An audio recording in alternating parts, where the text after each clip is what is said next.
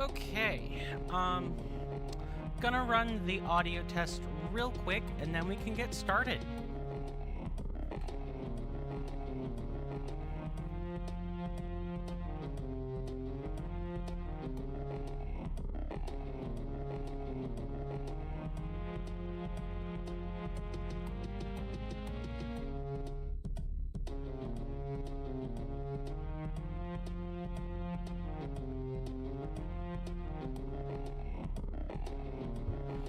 Okay.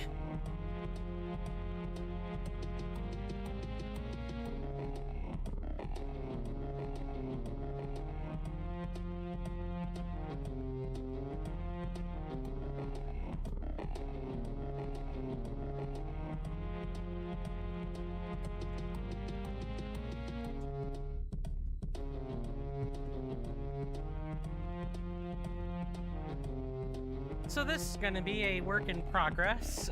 I'm so sorry. I do not know why my technology is crapping out all of a sudden, just like all over the place. I do have old computers. Well, an old streaming computer, more in specific. I feel like I should probably replace the keyboard on like yesterday, but I could do that later when I'm, you know, not boring you guys by changing out the keyboard parts. Welcome! Welcome to another episode of Sands of Time, properly. Whoops, let me change that. That wasn't supposed to be the correct disable. It's this one. Before we begin, I do want to make sure I thank our this month's subscribers and other contributors. I'd like to thank Devious Grace for their Tier 1 subscription. It helps out the channel more often than you know. I'm dead serious. Please make sure you enjoy all the lovely benefits that come along with the Tier 1 subscription. Enjoy them. I don't have any current donators at this time, but I do want to thank past donators for their previous donations. They help out a lot. Greetings, Brasby. Good to see ya. How are you doing? Hope you enjoy your stay. Hey, what happened? The stream stopped when it started. I had to restart the computer, basically, is what the net, like, statement is I had to restart the computer. The mic would not work for whatever reason. The only thing that worked, was a reset. I tried unplugging the microphone several times. I tried toggling on which device was the direct communication device, etc., etc. I tried a bunch of different, like, minor hardware things, and then I was like, okay, I obviously need to just get over myself, quit doing the small stuff that I routinely know never works, and just reset the computer. It sucks that I have to do this now. This is the second time this month that this has happened. And I'm gonna hope to God that I don't have to start restarting the computer the day before I stream, or like the day of the stream, because if I have to do that, or even, you know, like a shutdown or something, if I have to do any one of those things repeatedly, I know that my computer is on its last vestiges, and that's not gonna be good for this stream at all. So I'll be doing some hotfix type stuff after the stream. Probably start with a nice, good computer cleaning. How old is the computer? So my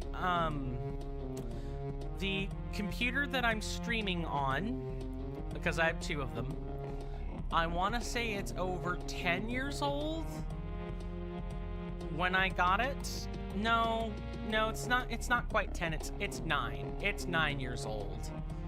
I got that when I was in, what would it have been, Augusta University? Or would that have been Georgia Military College? Your computer's 11 years old and is so begging for retirement.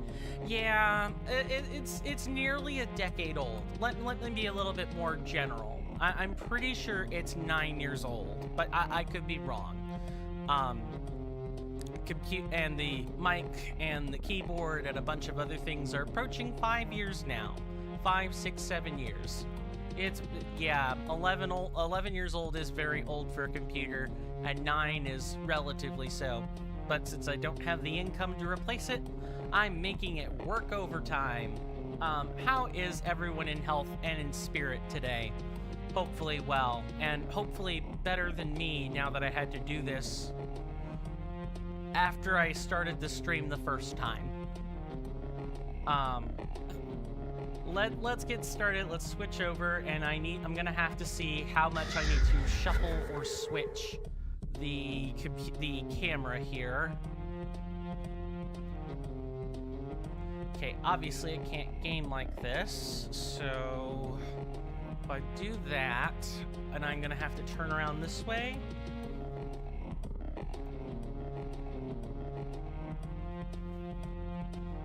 I'm trying not to adjust the position of the webcam. Instead, I can just tilt the base the monitor is on. So, I think I've got things about where I want them. I'm just gonna have to actually look today. Normally, my computers are pretty close together, but I had to move the desk. Yeah, they're really old. Mine's 9 and hers is 11. Very old. I'm gonna be making a concerted effort next year to try to get money to replace the streaming computer, because if I do that, if I replace the streaming computer, then I can actually do things like stream at 1440p. Currently, I'm limited to 60 FPS at 1080p. I would like to increase that quality, while also maybe... And that quality goes for the long-form content as well. Tilt this a bit more. Tilt that a bit more this way.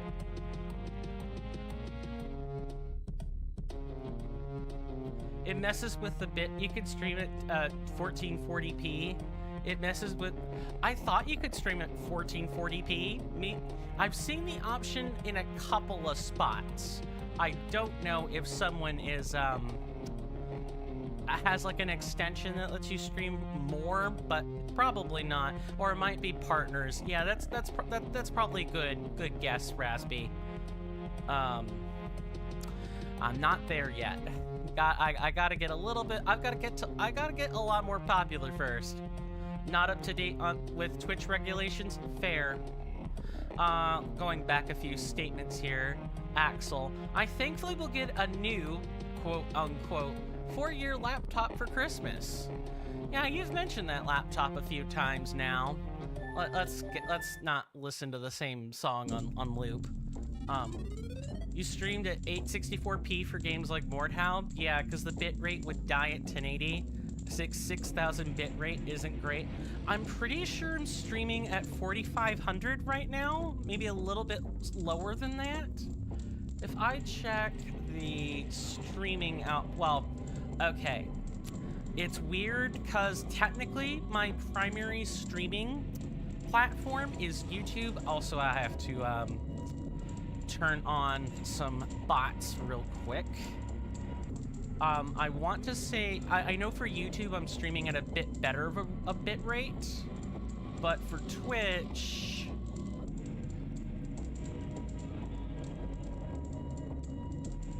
Okay, it looks like it's sharing the settings from OBS, so it's whatever I have for YouTube.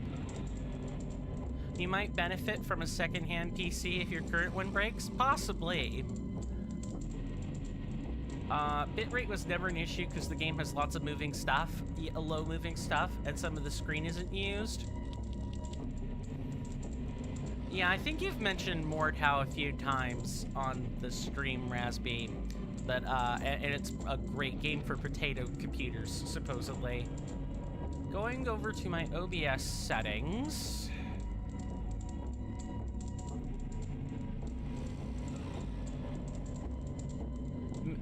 Maximum video bit rate is 51,000 kilobytes per second. I get a little bit less control on the YouTube side. There's like a minimum and a maximum, and I can go up to a certain threshold. And since the Twitch stream is piggybacking off the YouTube stream, it's following whatever those, like, rates are. Mordhau is somewhat demanding. More demanding than For Honor. Just that you find it fun. Fair. Fair. You woke up at 3 p.m., stayed in bed 30 minutes, feel really exhausted. Oh, so you must be coming up on the... No, I'm thinking 3 a.m. for some reason. How long have you been up? If and you don't mind my asking. And while we are sitting and chatting like this for just a minute, I do want to take the... Yes, I'm aware, Firebot. I know I need to connect you to Twitch. And I need to do the same thing with the combined screen. Just activate some sources. Whenever Social Stream Ninja feels like it. 8 p.m., so you've stayed up for 5 hours? Right, so... That's 5 at least. Were you up at any time this morning? Or was this a heavy sleep-in day?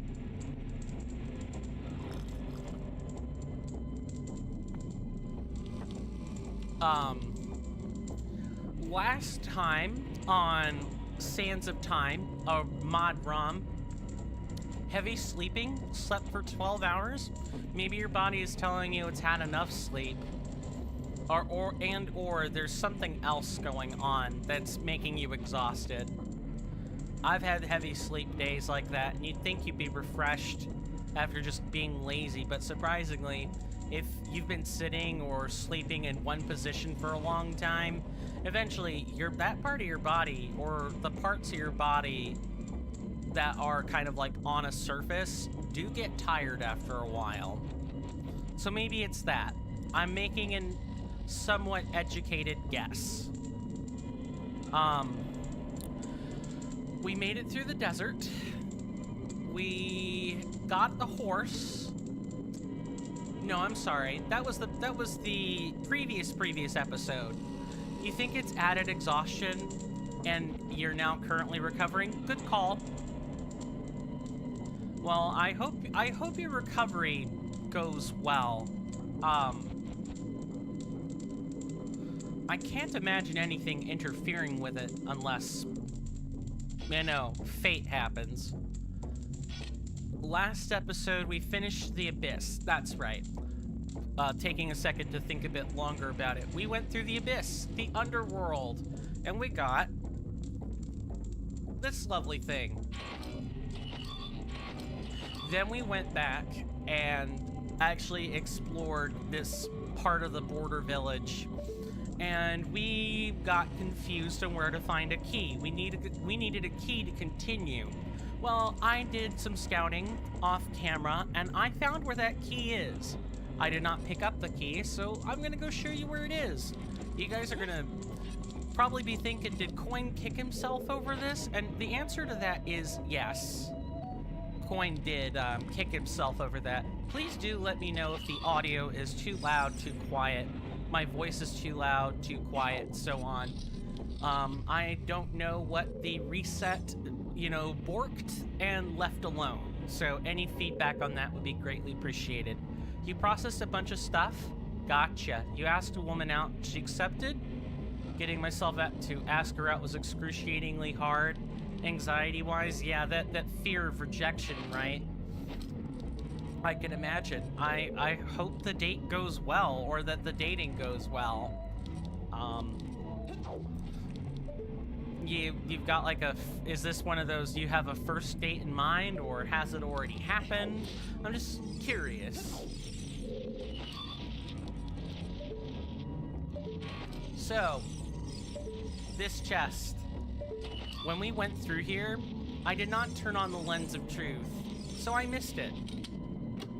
Gonna happen in 1 to 2 weeks.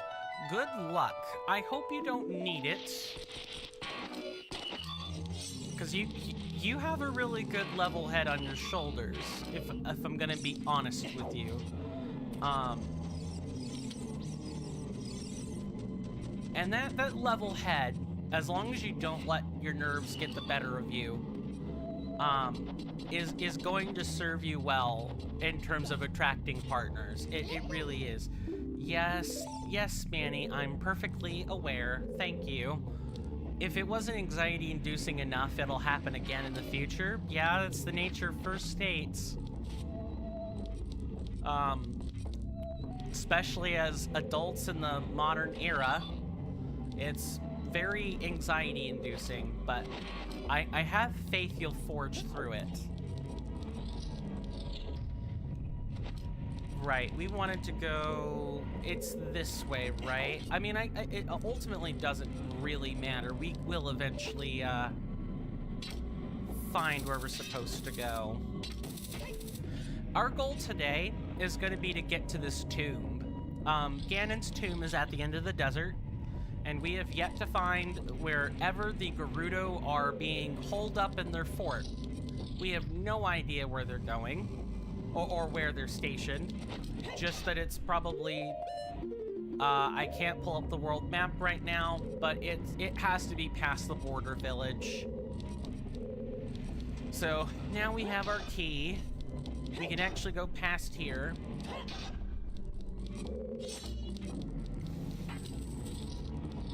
And now we're back in new territory again. Which is really nice. And more new territory. Ah, sweet goodness. Sweet gobbledy goodness. We've got a shortcut. Awesome. Frick.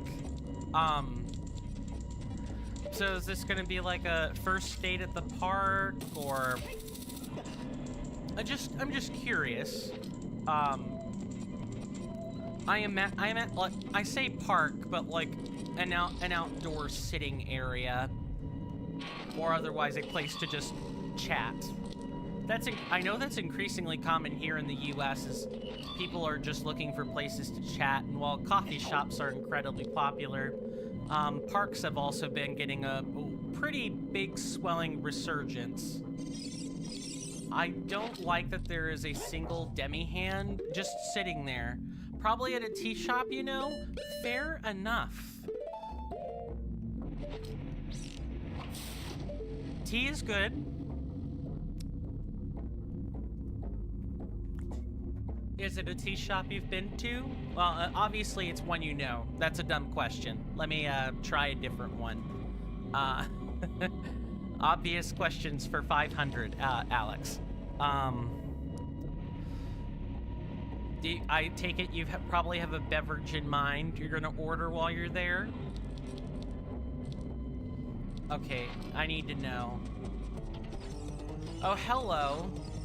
And I can't roll in quicksand. Cool. Gerudo fighter.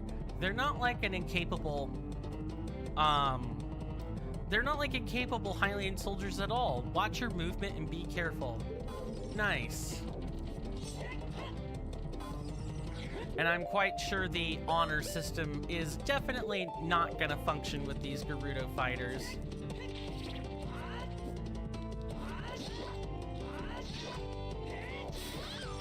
Oh, well, never mind. Oh, okay.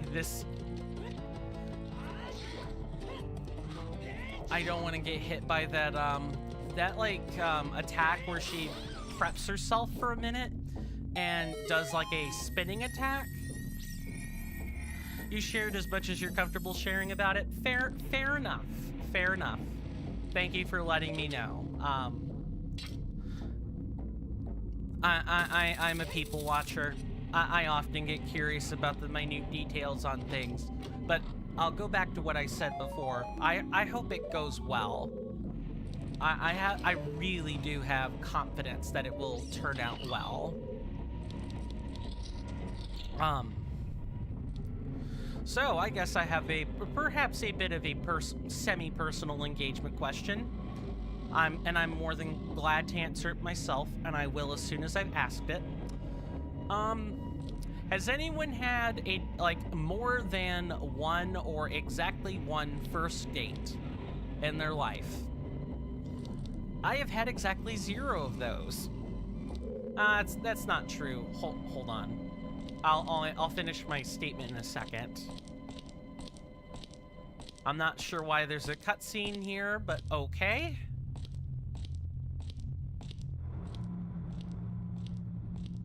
This looks like the entrance to the tomb, not gonna lie.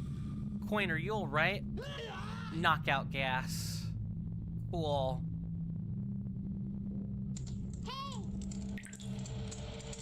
Wake up, wake up. Oh, Manny, please don't do this. First it was the Hylians and now it's the Gerudo. Shh, keep it down. The Gerudo who locked you up here is right at the gate.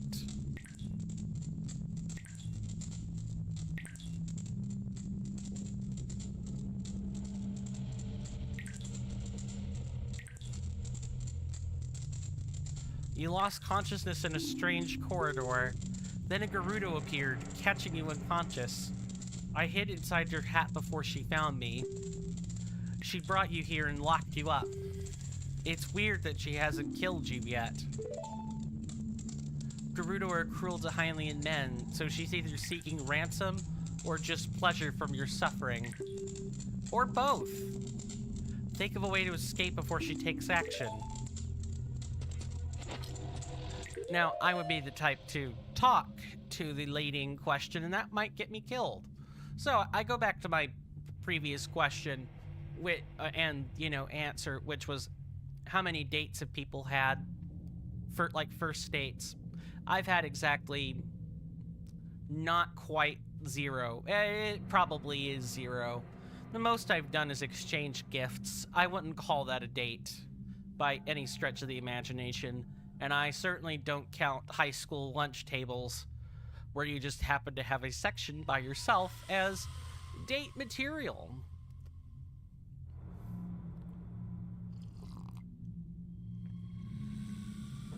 You dated a woman that didn't know it was a date. That's almost as bad. Was it just simple obliviousness? Or did she... I mean... Obviously, I'm asking, and you had 2 blind dates that went horribly bad. Ooh, yeah, blind dates can be really tricky. I'm not at all surprised that they, went south, errant. I'm eager to put some of that horrid experience under my belt. Just speaking truthfully here. I've thought about entering the speed dating scene, you know, once I get my life a little bit more together. Because these days, most everybody uses dating apps. I've flitted through my fair share of them, and I find that the dating apps are full of catfish, scams,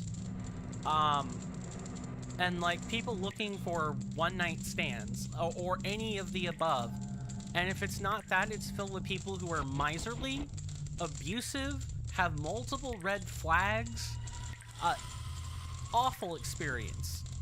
I guess it's important to keep your options open. I'm not saying dating apps have not helped people come together, but I find if all of the relevant experience you have with dating apps is they're filled with ne'er-do-wells and seedy people, your reaction is going to be to avoid them, right? Because you don't want to be blindsided by a seedy person. You don't want a person like that in a relationship, and it's just generally hard to get them now. Yeah, it's hard to get a relationship, period. But I find especially now, when global mistrust is at an all-time high. Because of all the catfishing, the abuse, all the horrid news stories, like, it's hard to get a package... How do I word this? The most consistent way you know is to just do activities and talk to women and be friends without actually looking for one specifically. Yeah, exactly. And I would extend this sphere, that particular bit of advice, to any of the dating scene, straight or LGBT plus. There are seedy people everywhere. Men, women, doesn't matter. There are bad seeds everywhere, and the only way that I've seen that people don't end up burned is that exact line of text right there, which is to just find some activity and meet people in person. But even then, the mistake is believing that it's a guarantee that you're going to find someone you want to trust. Trust is trusting people enough to take them on a date, and then trusting them further to go beyond that. It takes a long time. Yeah, the chaos in the world is pretty high, but your odds of getting a girlfriend is pretty dependent on the local culture more than anything, and there's a lot of luck. Yeah, there's always the luck element, right? So I think all these things have just, all the little factors we've just discussed really come together in a perfect storm that make it now more than ever harder to get a relationship. Now more than ever, there's just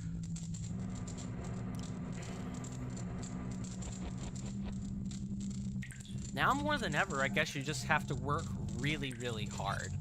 And it's something that I've seen people on like various subreddits get depressed about and talk about. And a lot of the Reddit posts that I have seen that aren't those are attention seekers, like looking for friends or looking for people to talk to, hoping to spark some kind of meaningful connection, and it never happens. Or the most you'll get are catcalling posts like, quote unquote, "You're cute," or "You're handsome," or so on and so forth. I know this from personal experience. I've looked on Reddits. I've on subreddits. I've made subreddit posts, and that's usually what you end up getting. Nobody bothers to write anything else, as weird as that is. And it's something I understand, but I can't wrap my head around the dogma, because I'm not that way. If I respond to a person's posts, I'm genuine. I actually put in a real response. Of course, I also don't just reply to any old post, and I don't just talk to any old person that wants to talk to me, especially if the taglines are "look at me" or "I felt cute, so I'll delete later," that type of thing. I really don't respond to those, but if someone asks an earnest, legitimate question, then I want to speak. I want to type and to say and to explain, or, you know, make commentary. Do more than just say "you're cute" or "you're handsome," because it's valueless praise that goes nowhere in the dating scene. Or really, flattery gets you everywhere, as long as we're admitting that if flattery gets you everywhere is just an open door that can shut in your face afterwards. If you don't step through the door and keep it open and meaningfully do both of those things together, it's a lot. It's just a lot for me. Okay, we obviously don't have anything we can use to escape out of here, right? I think we just have to talk to whoever is going to come after us. Ha! You woke up. Why did you come to Gerudo Fortress? Tell me about that. I served my kingdom as a spy. I walked in accidentally. You don't know how to lie. The village above the fortress has become a hell. Autism, yes, that's another thing, and nobody really talks about this. Autism makes it like so much harder as well. Yeah, there's one of two things that happen that with these posts. A niv, mid-fast. I don't even know what that's supposed to mean, buddy. Don't mind a niv. A niv is the AI Markov algorithm AI Markov chain algorithm AI chatbot. It's just here to keep us company more than anything else. people either coddle you if they find out that you're autistic. You know, they hold back and they disassociate, or they baby you. And if they don't do one of those two things, they ignore what you say. If you're upfront with the tism, as I call it, if you're upfront with that kind of mental neurodivergence, people don't want to be associated. They don't want to know. But if they get mad at you if you don't tell them, it's a catch-22. And you just don't reveal that you have it until later, which of course brings forth the trust issues. Like, why didn't you let me know that you had autism? You couldn't have trusted me with that 6 months into the relationship? I'm not trying to mock you or anything. I'm just making the point that someone would say that. I've heard people say it. I've watched videos of people saying this, that, oh, this is a trust issue. This is exactly why I wouldn't want to be with you. And even after explaining over and over and over and over and over again, why people have to hide that stuff, they were really, they were just looking to get mad in the first place, and the autism had, like, probably nothing to do with it, but they're not very good at explaining it. If someone liked you enough to get into a relationship, autism is probably not an issue. Exactly. But it's the catch-22 of it. It's the catch-22. People expect you to be honest, but then people don't want to be told certain things at the same time. They just want to think that's you. They don't want to know why it's you. Why it makes you, you. It's very, frustrating. As you've already said, it makes things quite difficult. That's something that I've dealt with in texts back and forth. I've mentioned my neurodivergence to a handful of people, like prospective dates, or I've even experienced this with trying to get friends. Just getting my foot in the door for friendships. If you learn that if someone learns that you're neurodivergent, the same thing I just said happens. They either coddle you or keep you at arm's length. Both of those are the same thing, Quinn. Or they just don't associate with you. They ghost you. They don't reply back, or they undermine your neurodivergence in some way, and it sucks. Someone hurt, yeah. Sometimes you do find secure people. Yeah, it's just trying to find good relationships with people is increasingly becoming like trying to find a needle in a haystack. And we could sit here and outline all of the philosophical and psychological dogmas and why this or that isn't necessarily 100% true all the time. But when you take all the things we're discussing and adding up, and just adding it all up, it makes me sad, because it doesn't have to be this way. Your therapist told you that the main thing about autism is messing with interpersonal relationships. Exactly. Yep. A neurotypical thing that people do, for example, is say one thing and mean another. I experience this every single day. The folks that I live with, or my mom, when I talk to her sometimes, have this bad habit of saying one thing or just giving a look and expecting you to know what that look means, like consistently, all the time, with context-sensitive determinations attached to it, which is asking an autistic person, it's asking a lot of someone who has difficulty reading like expressions consistently. I deal with it on a daily basis, and I have to say, am I a mind reader? Do I look like a mind reader? No. Just tell me what you're trying to have me do, and don't do this deceitful thing of, do you want to do X? Oh, that rustles my jimmies like nothing else. No, I don't want to do X. But now if I say no, I don't want to do X, You get mad. You get mad. You get frustrated. And then, and then the follow-up.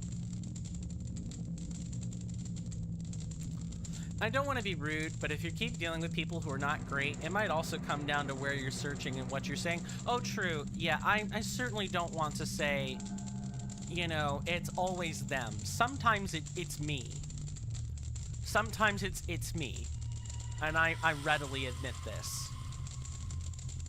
But the difference is when I recognize it's me, I own up. I apologize. And I attempt to do better. But at the same time, if I'm doing something and I don't see anything wrong,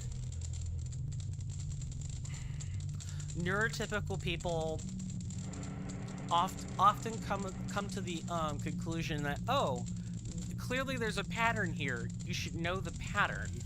We shouldn't have to say anything. Yeah, I certainly do care about it a lot. It's something I've dealt with for a long time. I have many strong feelings about it. At the end of the day, my example is definitely not perfect. Of course I'm talking about family members, and our original subject matter was about finding dates and friends.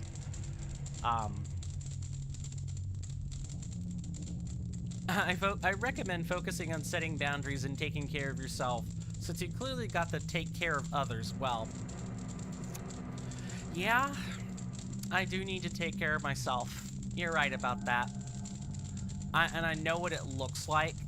I know what taking care of myself is gonna look like in the future. I just don't want to alienate people when that's what I have to say.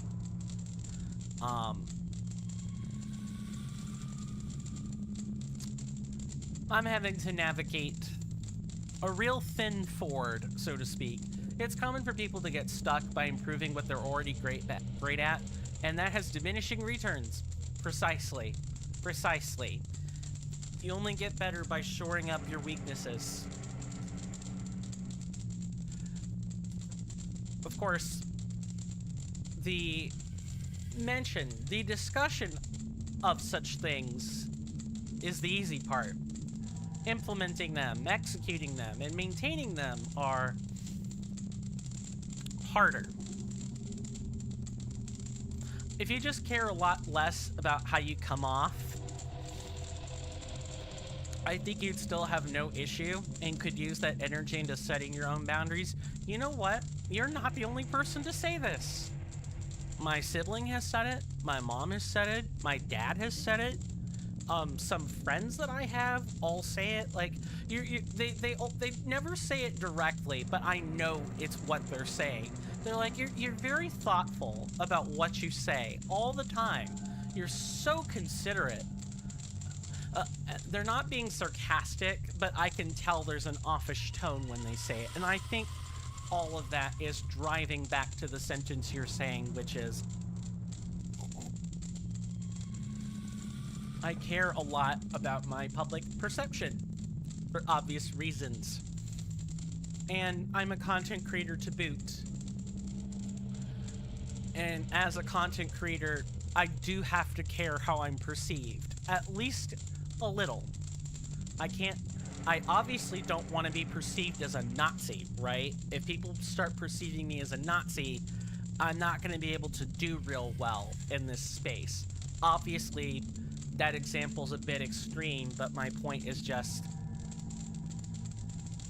I do have to exert some amount of control over that.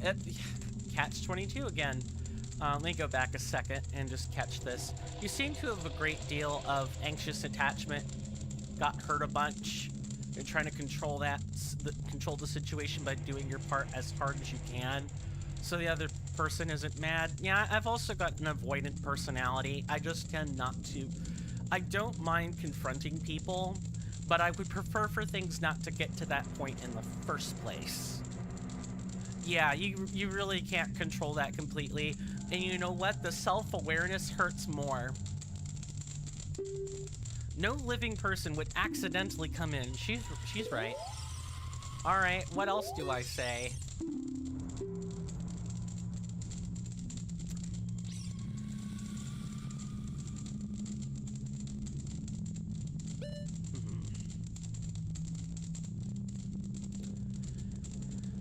If only I could have that fundamental control, then I guess things would be easy, but that's, wishful thinking. I'm definitely aware. No one's telling me something I don't know. You're framing it way better than I could, of course, but... Good to say while you're responsible. I appreciate that. I appreciate that, Razby. I mean it.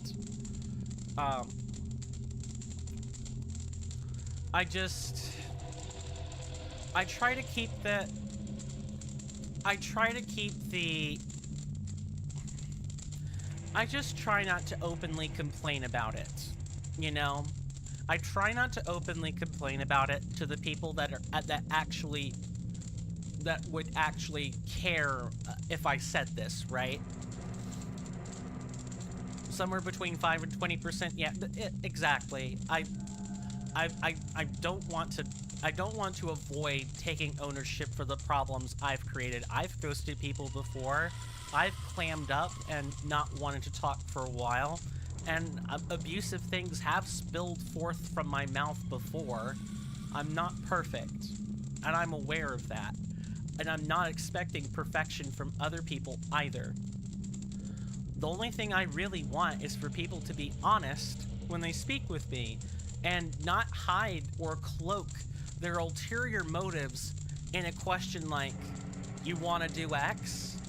Or giving me a look and expecting me to read it. I want people to communicate, say what they're thinking, and not be lazy or timid by not saying it. That type of stuff is what I've dealt with pretty much my entire life, and it stinks, especially with the autistic condition. Maybe I'd be better, obviously I would be better if I didn't have the autism. I could just understand what everyone is doing with all these implied statements or statements contained in an expression, and I do get it. I'm college educated. I do get it. I don't operate that way. It's hard for me to separate how I would personally behave from how other people behave. I guess none of your business. I appreciate your courage. Dare to pass through the Gerudo Fortress and surviving various traps and assassins' attacks? In my eyes, you are the only Hylian man who has the guts. We have the guts, chat. You hear me? We got the guts. A Niv. You know what? At least it's nice. I think it's important to recognize that you are the one who gives control to a person that is unreasonable to your own self-worth. You almost made it. You collapsed in the mental trap set by Ganon's followers. According to our custom, I should have tied you up and left you in the desert to die.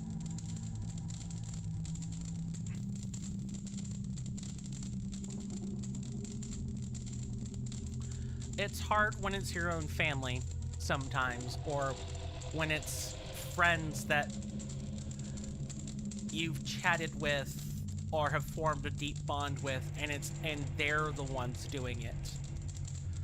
I don't deal with random strangers enough these days. The last time I dealt with strangers was when I was at a college campus, and even then, that situation was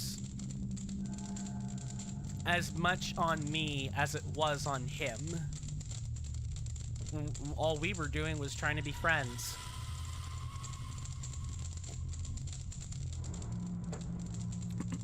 But typically it's older friends and family that I typically have to explain this over and over and over again.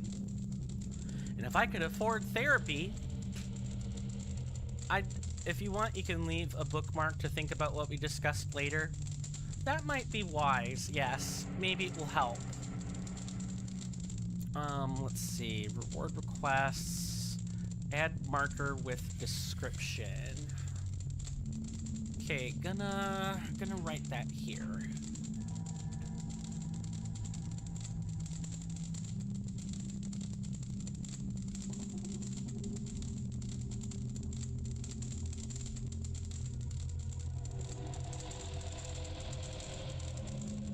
Okay.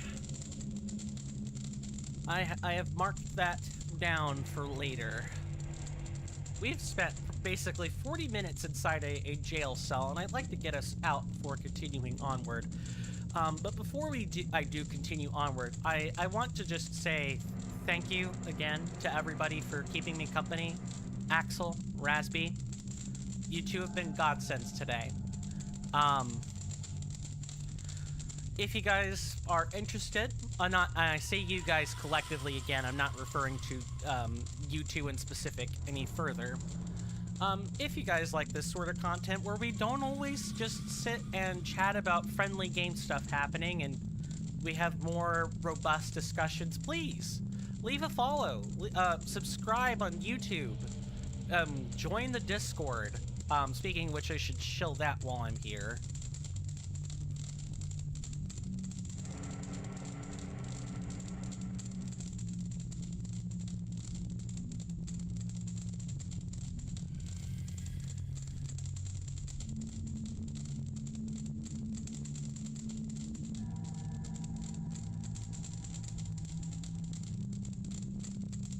Let me go back and catch this. In order to make progress with mental health, you need 3 things: resources, awareness, I have plenty of that, and responsibility and agency.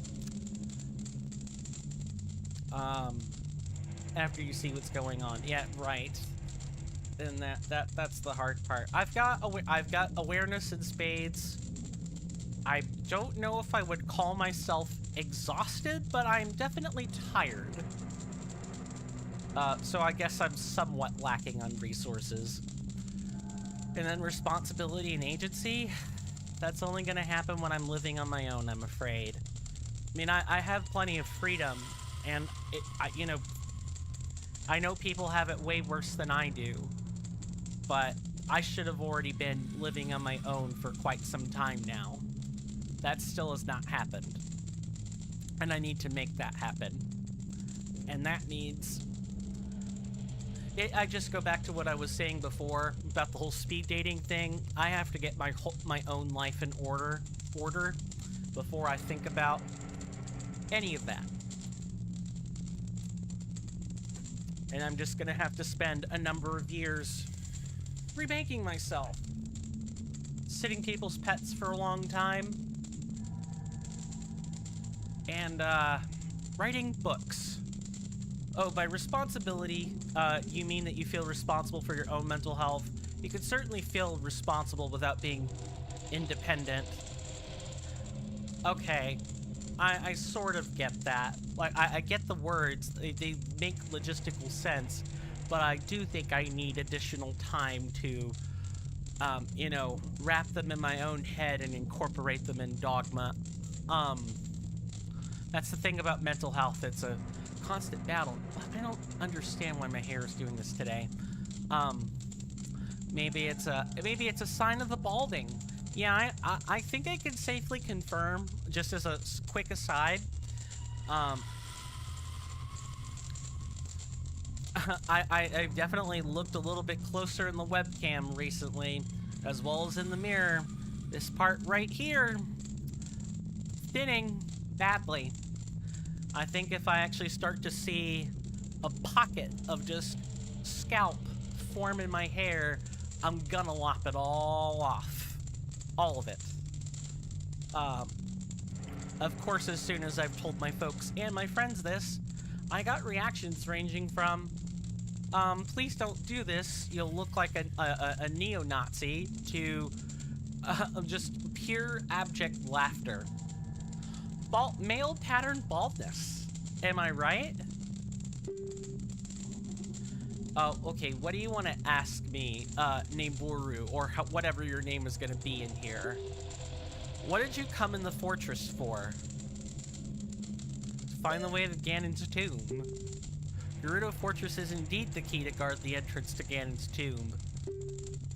Ganon's followers, to ensure the fortress's security, they summoned monsters and turned Border Village into hell on Earth. Let's stop playing trivia games and cut to the chase. I know you're here for the medallion. I wasn't gonna hide that, lady, but whatever. Your goal was to obtain a piece of power from Ganon's legacy. First of all, let me introduce myself. Okay, you are Neburu. Good. Good. I'm glad we got that out of the way. Don't get me wrong, I'm not like the Gerudos who worship him. I've always been against Ganon's rule. Typical Neburu fashion. After seizing the power of the goddesses, 3 of the Triforces, Ganon became a total bloodthirsty warmonger. Yeah, absolute power corrupts absolutely, is what they say. Our lives under Ganon's rule have been made worse by incessant foreign wars. However, Ganon's brutality against foreigners still attracts a crowd of warlike worshippers. So much so that when he died of old age, his worshippers have been trying to collect all 4 medallions to summon the power of the Triforce to resurrect him. Their goal was to make Gerudo mighty again. Oh my god. Oh my god. The satire is real. The satire is real. Oh my god. I'm sorry. As an American citizen, this hits home for me. Especially given recent events that I will not elaborate on further for the time being. Maybe if I ever do it just chatting, I'd be more willing to bare my soul. But Make Gerudo Mighty Again has a eerily similar ring to a certain right-wing slogan that I will not be mentioning further. I feel like you certainly have awareness. You could be wrong, but to me it seems like you have awareness using the perspective you have. If I'm understanding enough, the other person won't be mad. Damn, is your name Hammer by chance? But I think you might lack awareness in the other person is allowed to get mad, and I am responsible for myself, but I am not responsible for them. Look, I don't care if people get angry. Not really. Like, I don't want to be beaten to death. I don't want to be hit, which has also happened in my lifetime. Whether it be by belt or by soap or, you know, me and my sibling going at each other, and it was both directions. I know what physical abuse is like. I know what it's like. People getting mad is fine. People pulling out a gun or, like threatening to do something else is typically what I don't want. Typically. Maybe that's the part I haven't unpacked, is childhood trauma. And I haven't packed it because I've been busy probably repressing it somehow. And for clarification, I'm aware of the repression. I do not know what I'm not aware of what specifically is being repressed. The awareness hurts. And then I guess specifically in like regard to other people,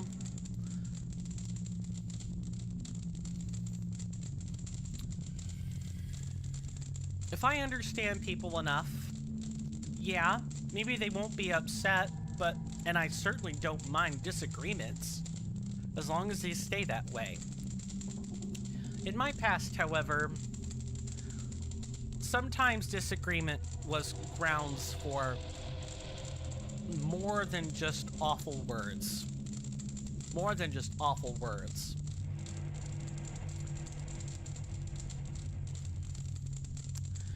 I'm really taking my time with this because this is a little bit more of a delicate subject for me.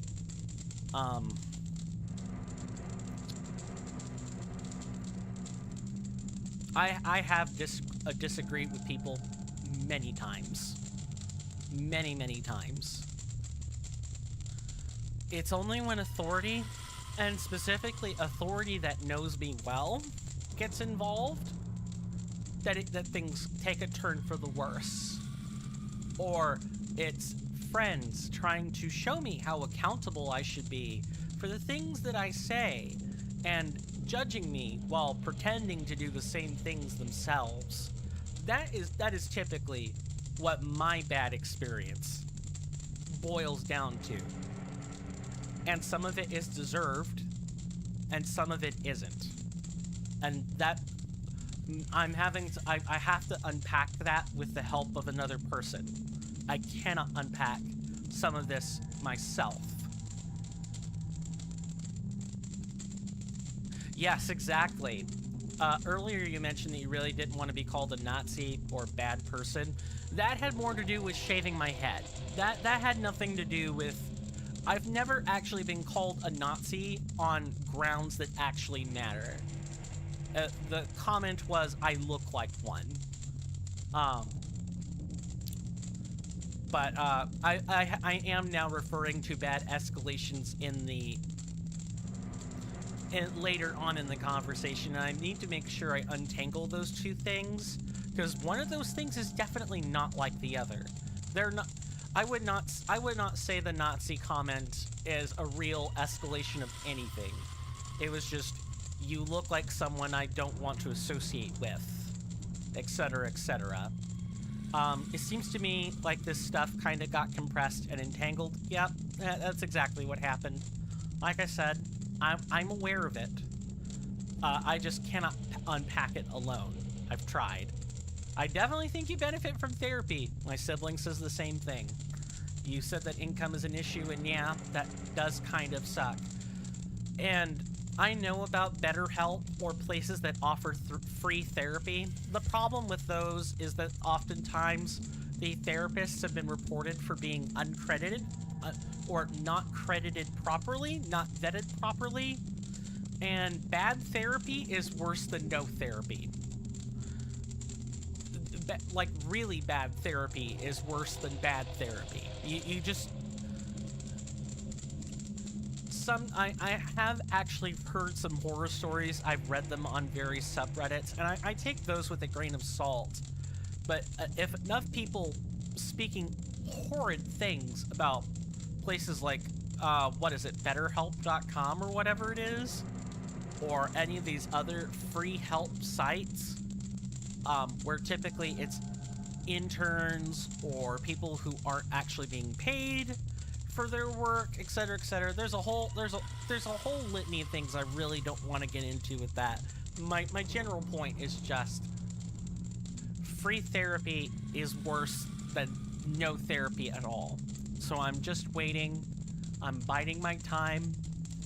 I'm meditating. Maybe there's always more I could do on my own. I'll be taking some time to look at the videos you posted. I've been real busy with a content upload schedule lately and a bunch of edits, but I do have it saved. I know where to find the video. I will look at it.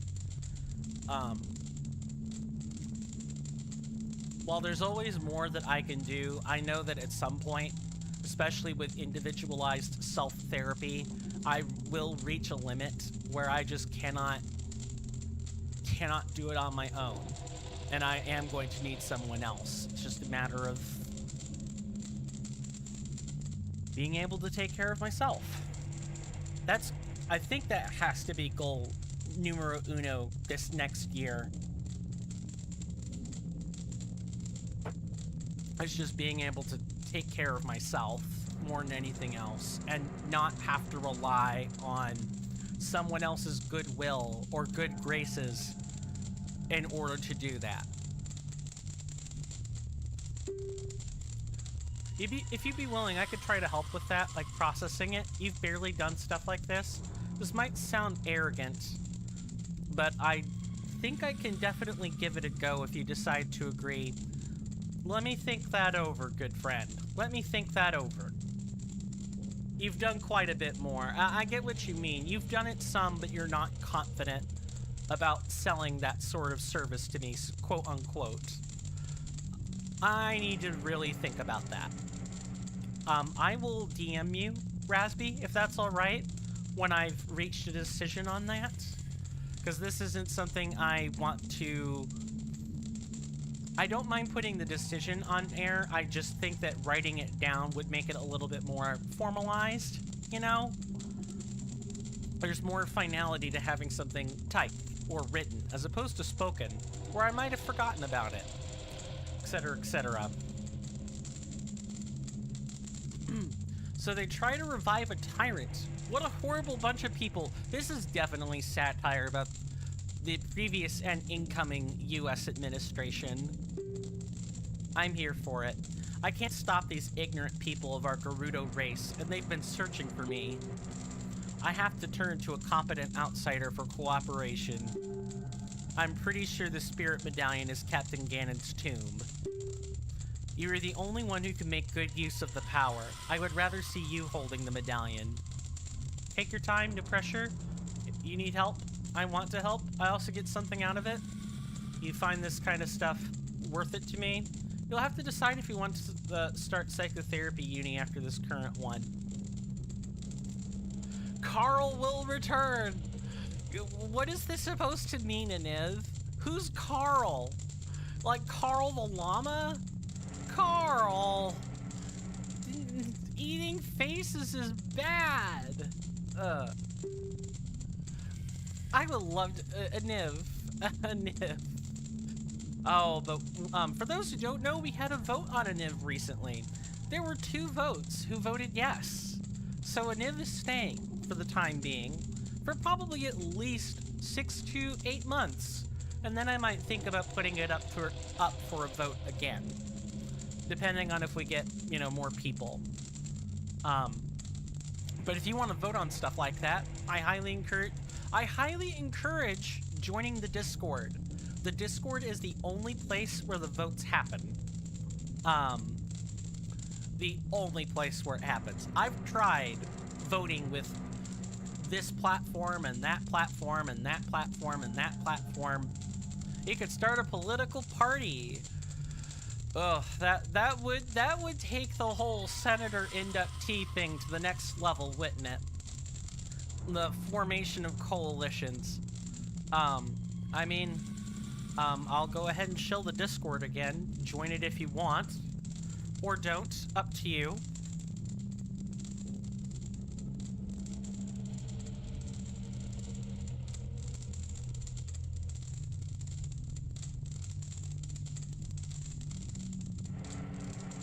Gotta write a constitution real quick. I need one of those. I probably should write one of those. I don't really have such a document. The most I could say is that there's a pseudo-constitution in the Discord, but it could be the first democratic stream. I mean, that's our next game is based on democratic votes, so yeah, that's exactly how it works. And then I'll make a YouTube video about it. It blows up and you get an audience and revenue. Just killing it with the ideas. Oh man, just fantastic. Jesting aside and turning to the real shill for a second here. Yes, we do vote on content on the Discord.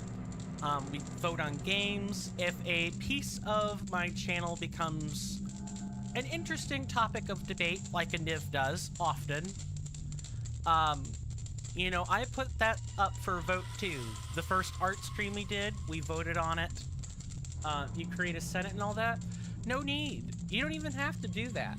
It's all one senatorial body. And the senatorial tiers are based on subscription tiers. Because that's how I have to incentivize the Discord. But pretty much everybody can be part of it. And I already am the president. I'm the finder of albinoric women. It's based on a meme. Don't worry. It's nothing serious. But yes, that would be... This is all one great poignant joke, right? If you can get in there and steal the medallion, then you can disrupt their plans. Seems like the setup is already done? Yeah, more or less. Hey, welcome back, Axel. You were busy for a while? No worries. No worries. We were just... You want to be part of the Senate of this channel? Technically, Axel is already part of the Discord. Axel's part of the Discord. That's how the democratization happens. Because here on Twitch, you can't really do that. It's more like whoever has purchasing power. What's this, Aniv? I want to see them once. I don't think that's going to be cloudy, windy the whole day. Like Mark Holberg. You've been on every stream for a few days? Yes, Axel has been very attentive, and I am very appreciative of that. I don't know what hole is, or wool is, but whatever. Think about it. Isn't it a win-win situation? You want the medallion, and I don't want a tyrant to rule our race again. What help can I offer? The small cave where you are is pretty close to Ganon's tomb. Now that I've brought you here, you'll have a safe shortcut to get to Ganon's tomb. When you get out, you'll see that the palace Ganon's slaves built with blood and tears. Ganon's tomb. So how's it been? We have been sitting in a cell for 45 minutes. Because Razby and I have been talking the serious stuff. I don't want to repeat it again, or I'll be here for another 45 minutes. I'm actually already beyond the first break, but yeah, mental health issues, and specifically mine. A lot of mine. And then I guess before that was stuff about first dates and human relationships and everything. Now I kind of see why people don't talk about this stuff a whole lot. Well, it's hard to focus on anything else. You want to give of yourself when you're being honest. At least that's how I see it. Maybe other people don't see it that way, and it's just, I find this uncomfortable. I have really strong feelings that I can't separate and I don't want on camera. I think that's usually the common reason people have for that, is just, it's very highly emotional stuff. I put more words to it than normal folks. It's always nice chatting here about some topics that feel important to us. I agree. I agree. I don't just want to be that stream that talks about corporate-friendly salient, is it sapient?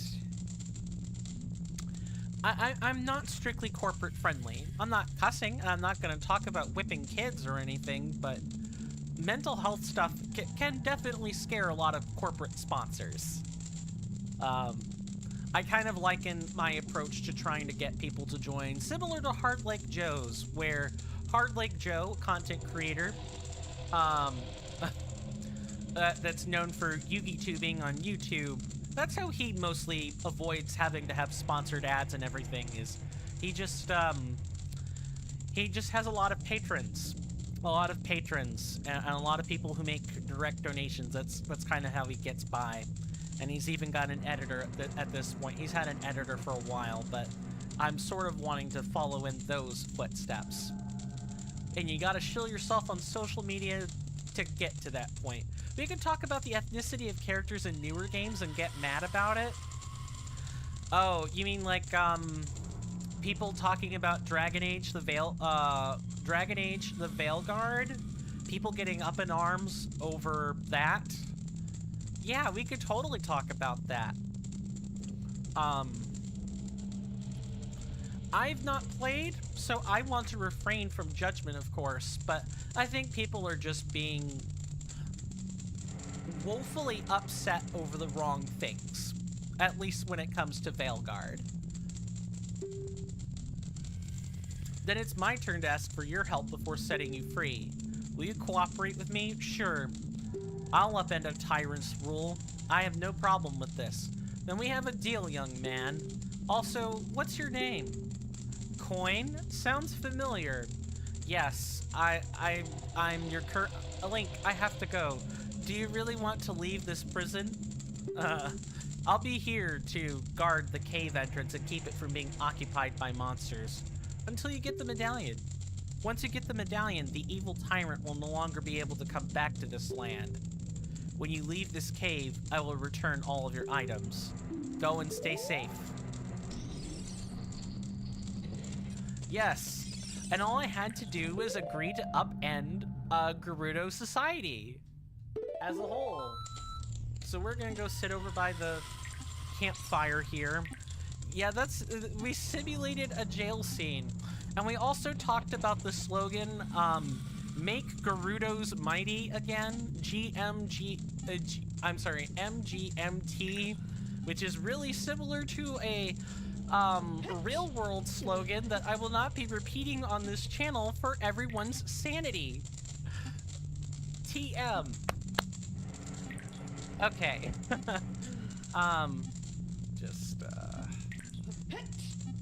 There we go. I've got the chat doc working properly.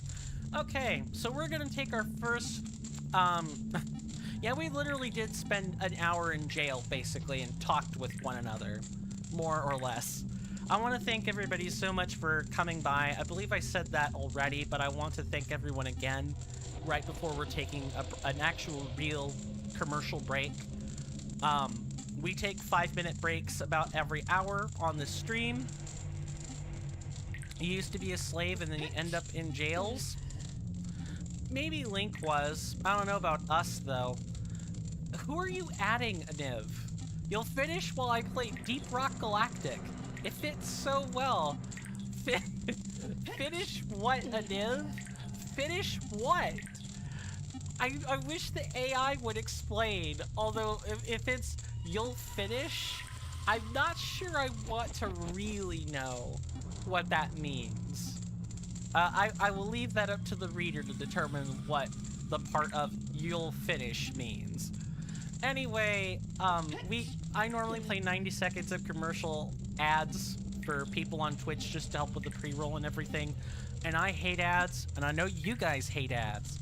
So please, get up and stretch and get a snack and take care of yourselves in other meaningful ways. If people or folks in general like this content, please consider following or subscribing. Those are free and easy ways to help the channel. I also have a Discord, which I've linked twice already, so I'll just simply say, go check the link tree in the profile. If you're on Twitch or YouTube. YouTube, you can also check the description for the link tree, and there you will find access to my Discord. Please click on that. We would love to have you be part of our community. We are a quiet one, but I'm looking to change that. I want to thank you counter each time you thank us. You can increment it. I'm pretty sure I thank people at least 8 times a stream. Can you add that as a democratic vote? Maybe.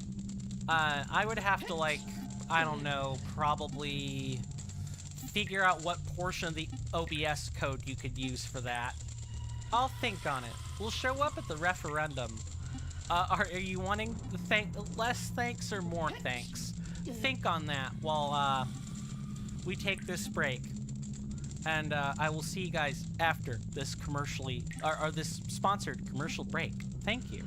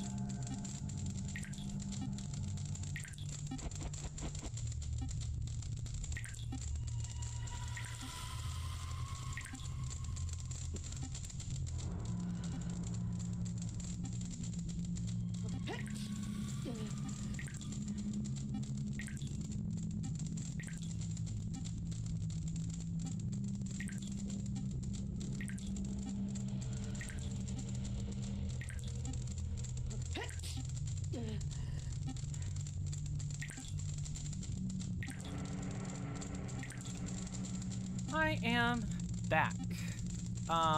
Let me go ahead and catch up on chat here.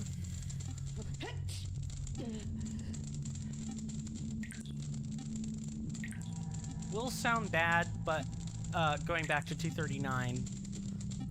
But to me, they've kind of lost value since how often they're used. Talking about the thank you. In terms of that, that's mostly the, if I don't say it every hour, there could be new people that are expecting a thank you that don't get it. But I can always modulate its frequency. Yeah, that is something I can do. I do feel like I say it too much, but at the same time, I have my reasons for repeating myself. Mostly, again, it just comes down to I want to make sure new people that are coming in at the bottom of the hour or at the top of a new hour get to hear that. Let's see. Let me make sure I address some of the other ones. Yeah, I do have a lot of disclaimers in here. It's just, I have a pattern. I have a rhythm for the things that I say. I'm very... I have a process. I need to say specific things at certain points, or I kind of fall off my script, so to speak. You'd want to change that? I don't know if this is in... Let me make sure I don't miss a piece of context here. Let's see. You know, with channel points, you can make him not say certain things. Yep. You need to put a message prompt with it, but it's called What the Fox Didn't Say. And you just mention the word that you want me to not say. It is costly.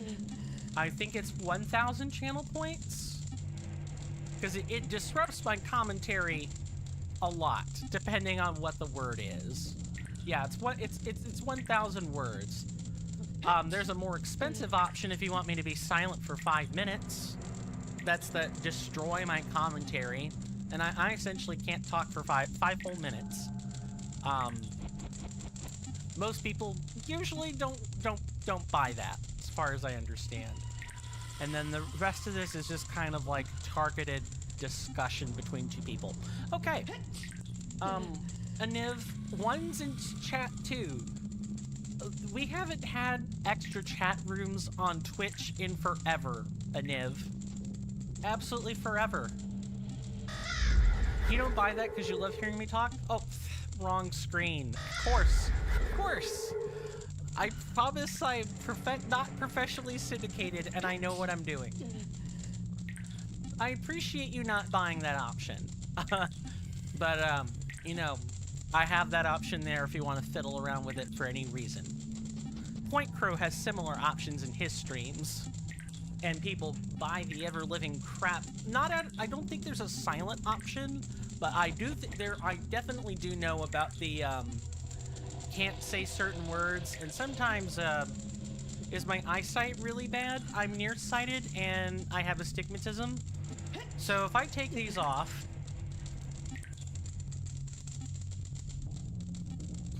So, let me see how close I can get. So this is about I'm sorry, I need to use meters with you guys.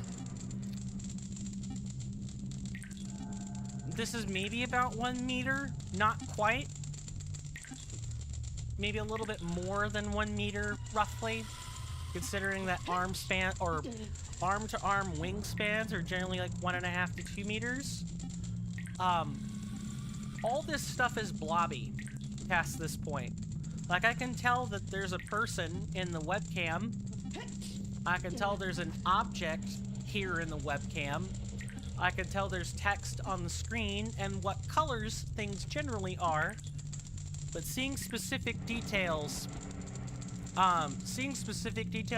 like exact sentences, gone. Borders on things, blurry. Exactly what that person looks like and exactly what this object would have been, can't see it. Yeah, I have astigmatism and I am nearsighted, and these glasses very heavily correct for that. Yeah, I am bat blind. You're saving for the most expensive option? Oh, I'll bet. What is the most expensive one? Watch me suck horribly? Yeah, my sibling likes to redeem this a lot when they're on. They have plenty of channel points to work with. And I as long as I'm not in a challenge run or something, I'm fine. You know, it sucks, but I'll work through the blindness. Typically, I'll disable that command when I'm actually doing challenge runs, because I gotta be able to see what I'm doing. You also have astigmatism and hyperopia. You don't use glasses, but you definitely need them. My sibling is also, we're both nearsighted, so we don't have the hyperopia or anything. But I could not get behind the, you know, getting up to, this is my mic, getting up to, you know, within 2 inches or like 5 centimeters of the screen or something to try to play. I could not do that. My dad's like this too. He's farsighted. Will consistently be at the computer without glasses to correct for nearsightedness. I just do not get that. I don't know if it's glasses are weighty and they bother my nose, so I don't want to wear them, or if it's just sheer abject laziness or often lost glasses. I don't know. But I literally cannot function without these. I can walk around and talk to people, but I don't accurately know where to pick things up at, or how far things are from one another. A life without my glasses would be legitimately frightening if I, you know, wasn't such a homebody. So, we do have all our stuff. When you leave this cave, I will return all your items. Well, all my items are already here, so I don't know what you're talking about, Naburu. What I don't know is whether or not left or right will take me out of this cave.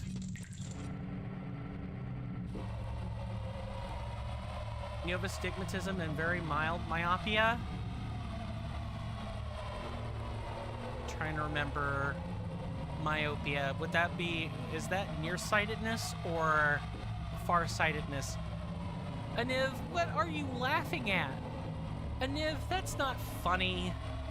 That's not funny. That's not even close to funny. Aniv, I'm gonna time you out for a brief second, bud.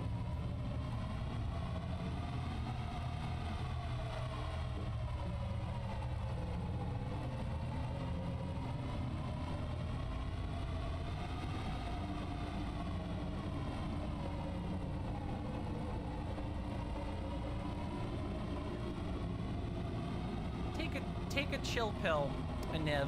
Take a chill pill. Aniv is laughing at bad eyesights. Yes, that's exactly why they got timed out. Yeah, that'll teach them. Ironically, that probably will teach them nothing. Of course I know that is abject sarcasm before people come back in and say, Coin, that's sarcasm. I'm aware. Promise. It makes me feel better, if nothing else. This is why I say I don't exactly hold the bot to the same standards that I hold everyone else to. I don't want it saying slurs, of course, but I feel less bad about timing out, you know, random bot. Fun fact, you never understand sarcasm.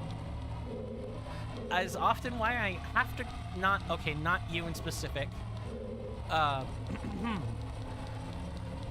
I am a very sarcastic person. Is that sarcastic? If it is, then I'm the one who doesn't. It's like, no you. Like, that statement is always an Uno reverse card, honestly. Please tell me there's like a way up here.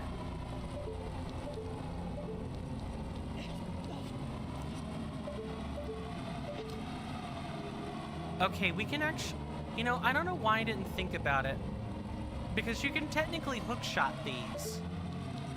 Oh, I think I know what it is. You can hookshot these, but you won't be able to go actually up there. Is that a piece of art? You're never sarcastic because you never understand sarcasm? Okay, that is legitimate. Okay. Gotcha. It's a specific autistic trait to not understand sarcasm very well. That's fair. I just don't get why you would tell the contrary of what you mean and expect people to guess it was the contrary of what you meant. I'm the same way. Razby and I spent a good chunk of time talking at length about that.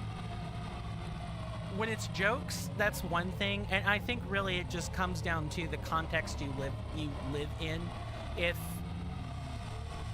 And you know, like on what level your autism affects you, like it does for me.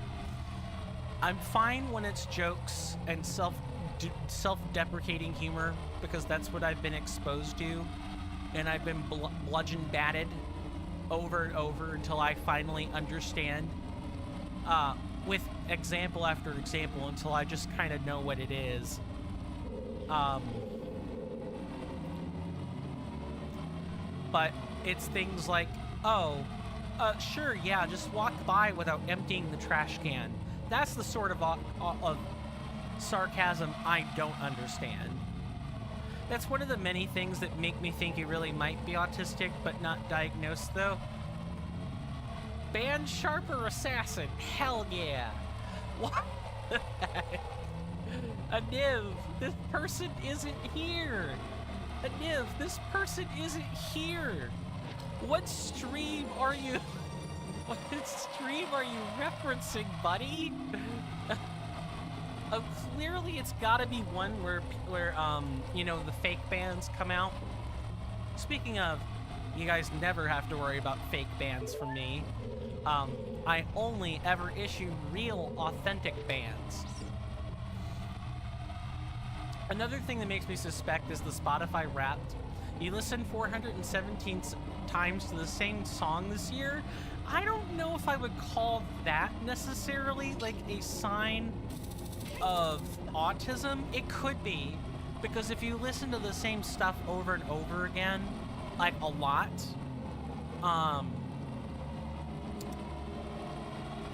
it could be a sign of what we call echolalia, like specifically audio repetition and mimicking audio by repeating it lots of times. I occasionally fall into one of those.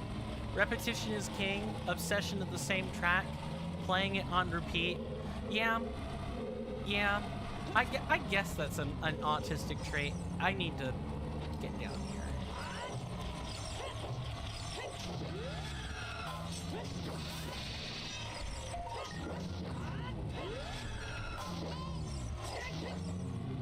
Okay, let's get out of here before I get groped by the Redead here.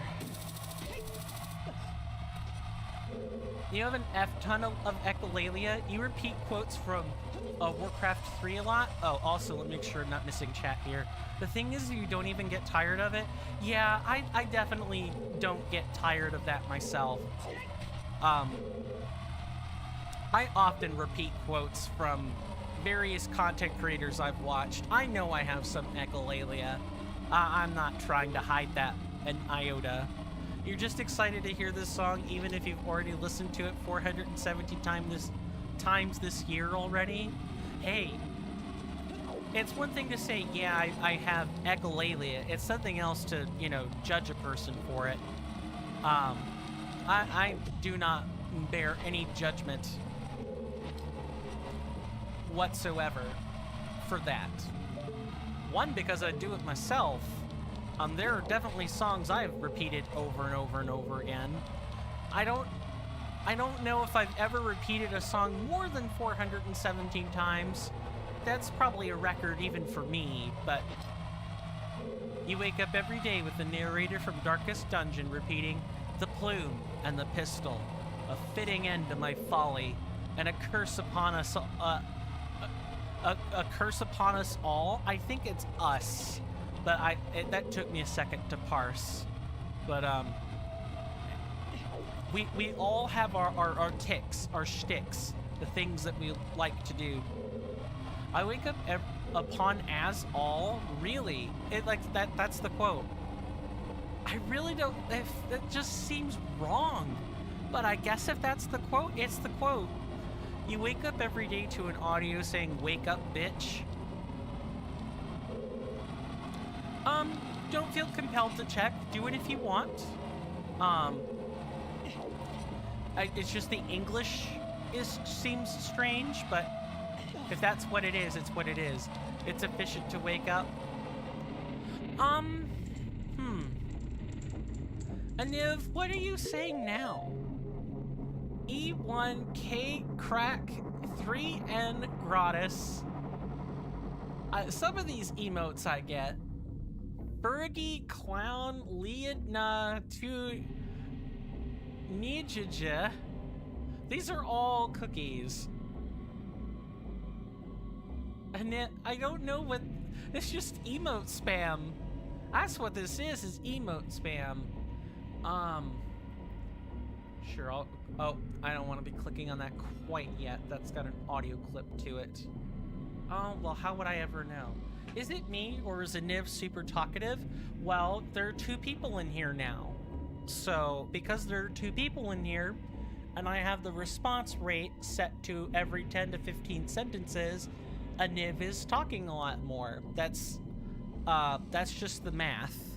That's straight up math. I can adjust the response rate downwind, but people have to let me know that's what they want.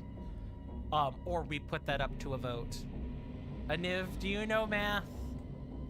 I don't know, Aniv, do you know math? Aniv probably only knows the spoken math, or the text math. Gotta add a 3rd person so Aniv just never shuts up. Well, I have to work harder. I have to make more content. I already stream almost 5 days a week on some weeks and 3 days on others. Or let me share this stream to your friends. I mean, yeah, all the algorithmic stuff, right? You know, share the stream, maybe post it on social media or something. All the algorithmic stuff, that all helps. I've been trying to get better about that. Recently, oh my god, I gotta focus or else I'm never getting across the bridge. Aniv taught you that having advanced linguistic ability doesn't make you smart. Smart indeed. It just makes you have advanced linguistic ability. Smarts are not only what you know, but how you apply your smarts. How you apply what you've learned and what meaning you derive from it. And smarts is kind of like the biggest abstraction ever. It's a really big filter word. I'm sure Aniv is super smart. I bet it is. I bet Aniv is smart. It's as smart as the lowest common denominator for, Aniv is just misunderstood. We're the ones that don't get it. You're just too dumb to understand Aniv. I don't know about that, but sure. Okay, so we go into this room. And then we go into the cave, right? Coin, wake up! Please, why are we doing that? Why are we playing through this again? Exclamation mark party at ShermyTube the Third. The god has spoken. We could start a religion around this. I think that would be taking it a bit far, but sure. I don't think I want to worship a Niv. Manny, we've already talked to our good friend here. I don't know why you said she was locking us up again. That's not at all the case. Make a popular YouTube video. I'm sure people have made popular YouTube videos around a Niv. I went the wrong direction again. Let's not do that.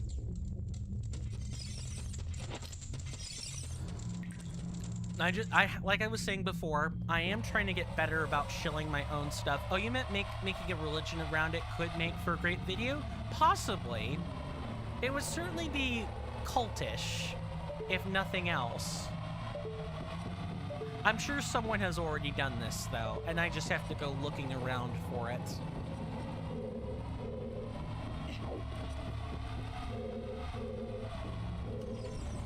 Of course you'd be here.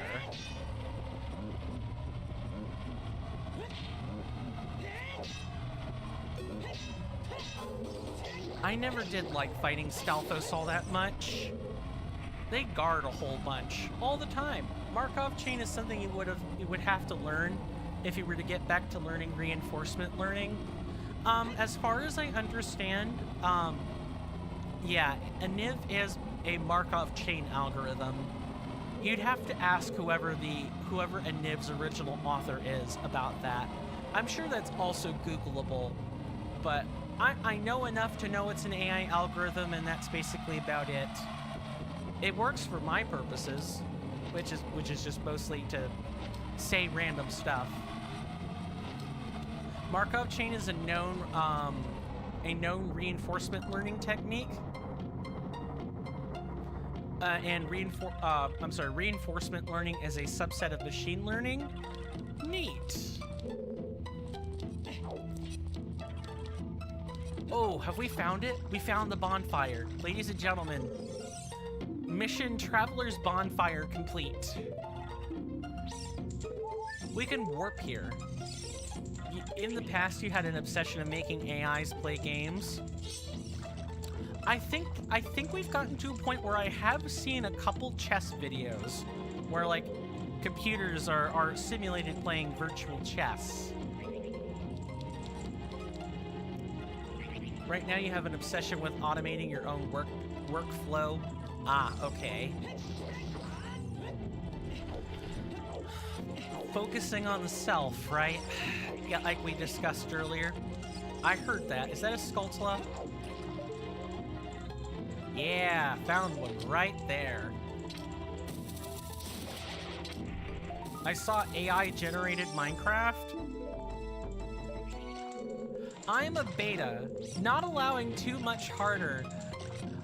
A Niv. What, are we talking like beta male? Is that what we're talking about?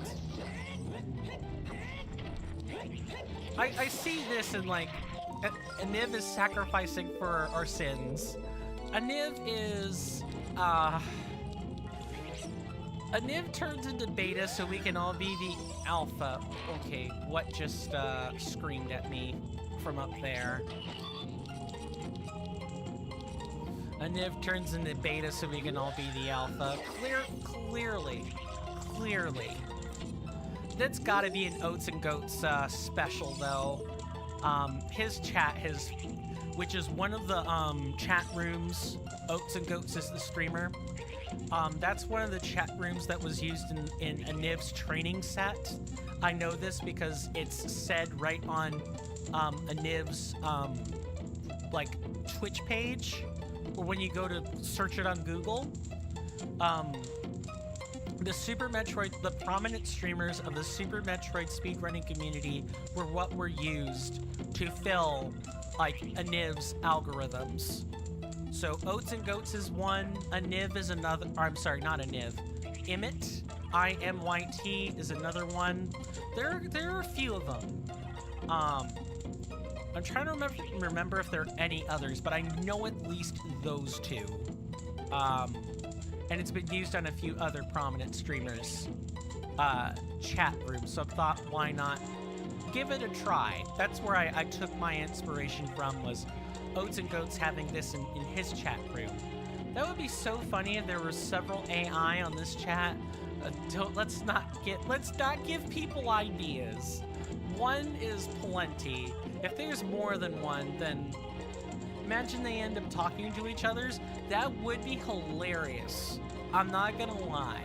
That would be hilarious. And then people would definitely say I am unhinged.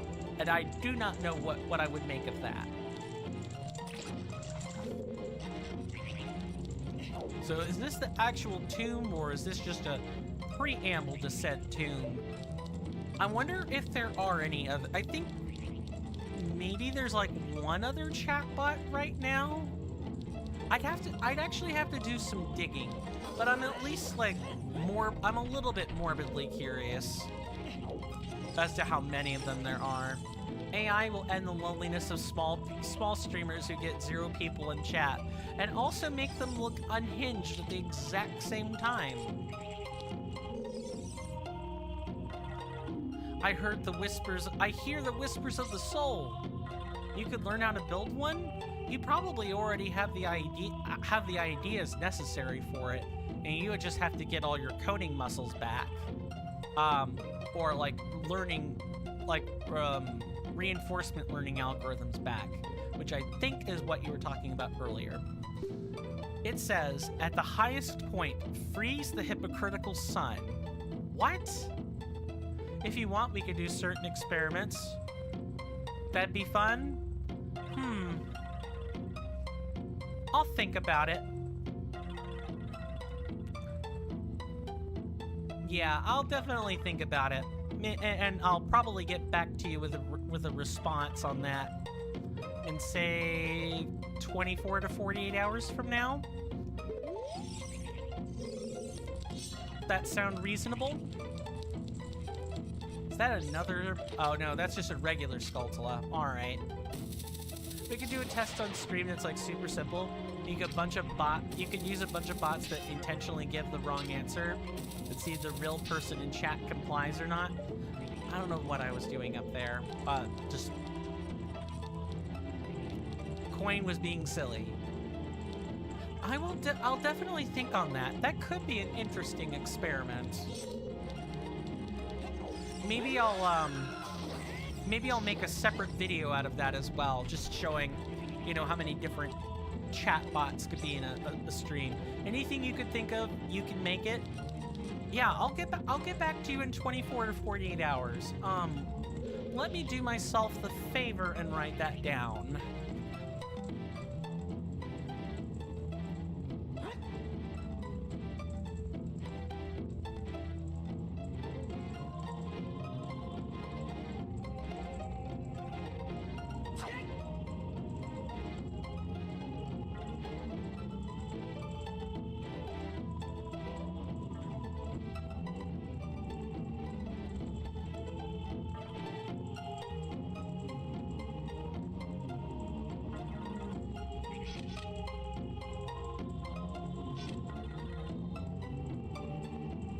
I want a Niv.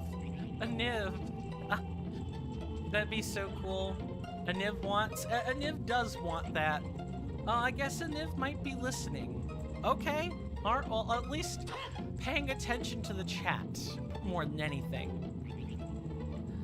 Alright, like I said, now that I've written that down, you will have your response in between 1 to 2 days from now. I think that's reasonable because, Rasby, you have already given me other stuff to think about as well. I heard a scritch earlier. I know I'm not the only one that heard that. I love how Niv was very coherent. I love it too, especially for the current subject matter of AI. It was especially coherent for that. I won't say it's sentient.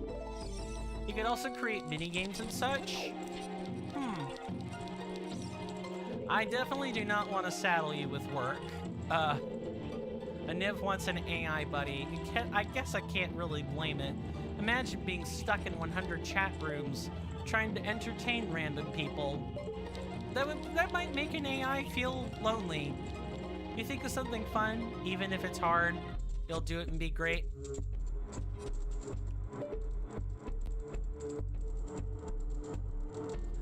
The audio is weird. It's messing with my hearing a bit.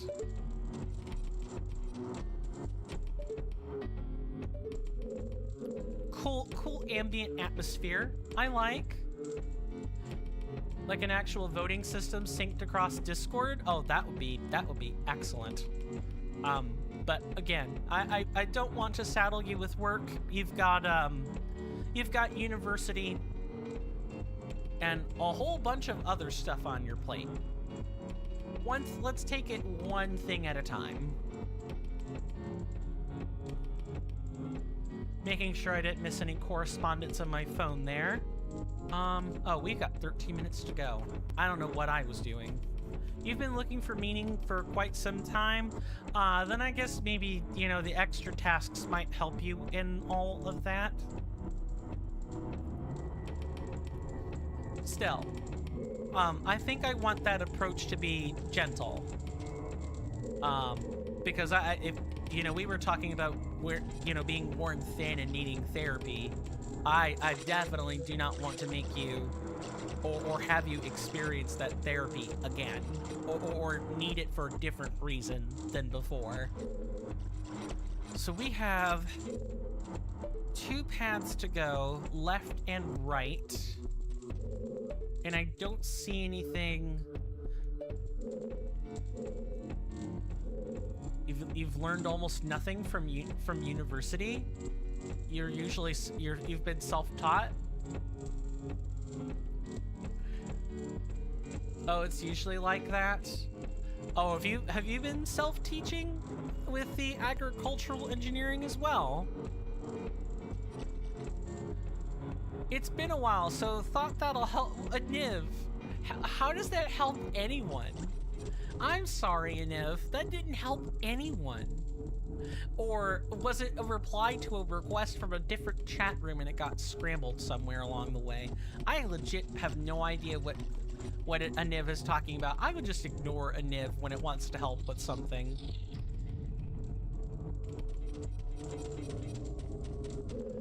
I guess we can head to the left. Sure.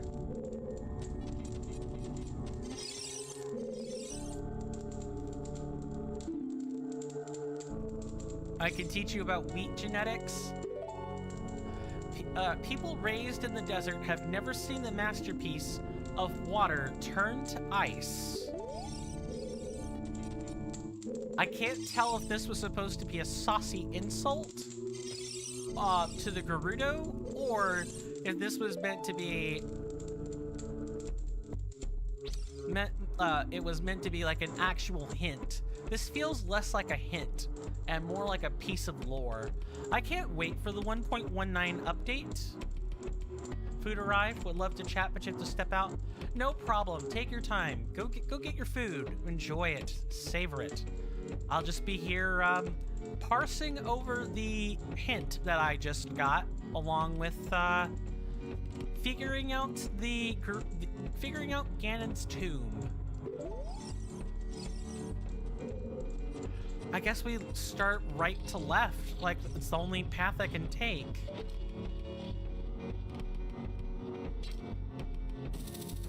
Now, why give me a hookshot target when I'm just gonna have to climb anyway?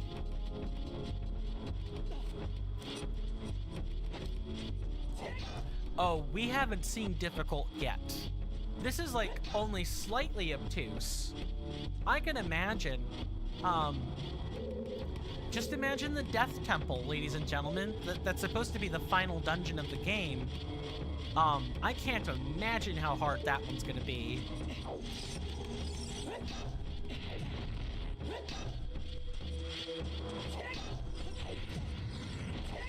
And can I just say I really love the creative use of Anubises here? Anubises? I'm pretty sure it's Anubises, if I'm thinking about my English. Okay. Oh, is there a different weakness for these? In vanilla? Oh, no.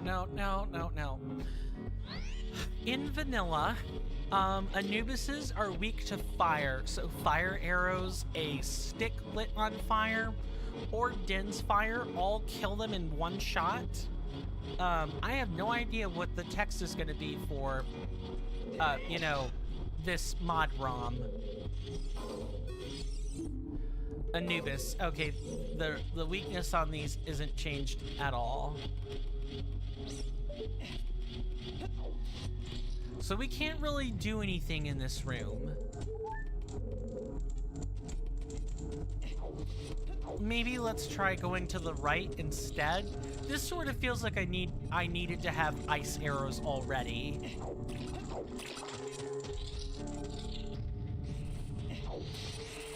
Yeah, this looks a little more my speed.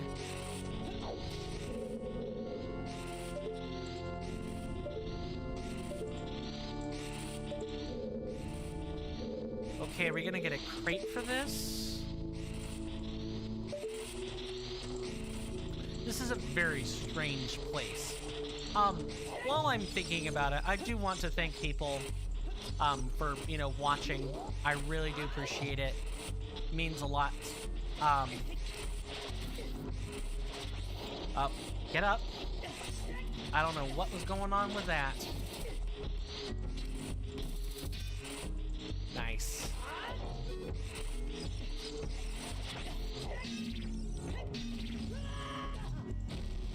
Gosh, I'm so tired from no sleep this whole weekend. I just had a thought, like, Coinstamp does have a really good accent in English, until I remember you're literally a native speaker. Yeah, I actually recently learned that I do have an accent for English. I want to say it's called generic, or a generalized English accent, which is strange because my folks sound like this. My folks sound like they have that southern drawl from the south side of the U.S., which I can do with some effort. I can sound different if I want to, but I've sort of trained myself not to use that accent. Instead, I have I want to say I have the generalized Mid-East variant of the accent. There are many American accents, but yeah, from hearing you, I definitely hear you're American. Yeah, and it's kind of, I've been told I'm really hard to place for which side of the country I'm on. And many American folk have a hard time placing me too. Or a European that has a very good English and took the American accent. Yeah, like actually trained to use it, right? There's an obvious difference between people who learn English and like not only keep their mother tongue, but keep all the inflections associated with the mother tongue, and people who learn English and take on one of the American inflections. I personally have more of an American accent mixed with a touch of French. Yeah, you sent me some Discord recordings. So I got a chance to hear that. Also, I'll go back to that for a moment without commenting too much on the Discord posts or Discord messages. I feel for you. People having parties at night. I really feel for you. And I'm sorry that you're dealing with such exhaustion. I hope it'll end sometime sooner rather than later. You used to have a British accent, but you ended up more Americanized somehow. Fair. The party ended at 6 a.m. Wow. That's awful. I mean, I guess I hope those people had a good time. I don't want to be antagonistic or rude, but at the same time, like, come on. People are trying to get to bed. At some point, you gotta let the festivities end. Gotta let people get some sleep. I do not know where I'm going. You know, in France, you strictly only learn the British accent. Yeah, you're learning Oxford English, the UK accent. It makes sense. It is the English I would expect to teach kids, or really anyone. If there's any English that is enunciated well, it is British English. Some part of that might also have to do with British colonialization, which is a whole different, darker subject. Yeah, if you use an American word, teachers would scold you, saying it's not appropriate, not proper English. You never understood that? They just wanted you to enunciate things clearly. That's really what it is. Plus, I imagine English teachers in other countries are probably told which version of English to use, which I think there are 6 versions of it. Last I checked a translation program. I know at the very least you have UK, US, and you've got... I'm trying to conjure up the specific example, and I can't. Like in life, with the huge influence of the US, you get a lot more exposed to American English than British English. That's fair. Yeah, so it is strange that the British English is what you guys are taught. But again, I think from a mix of history and just Oxford English, Australian English is the other one I'm thinking of. You think you should learn both in school? I could see an argument for that. Yes, I could see an argument. Well, Great Britain is literally next to France. That is true. So it's not unreasonable for the British to have significant, sizable influence on the English that you guys would learn. I think British English or United Kingdom English is probably the best English to learn. The Oxford English just has like the best syllabic breakdowns on words. American English is more... words are kind of stitched together closer. There's not as much clear syllabic delineation of words like there is in British English. In college, your English teacher is an American woman, so obviously she doesn't mind that you're talking in American English, but she's still got to ding you for using it, right? Let the stepping stone follow you and fill in the pit. What stepping stone? We're getting a lot of hints today.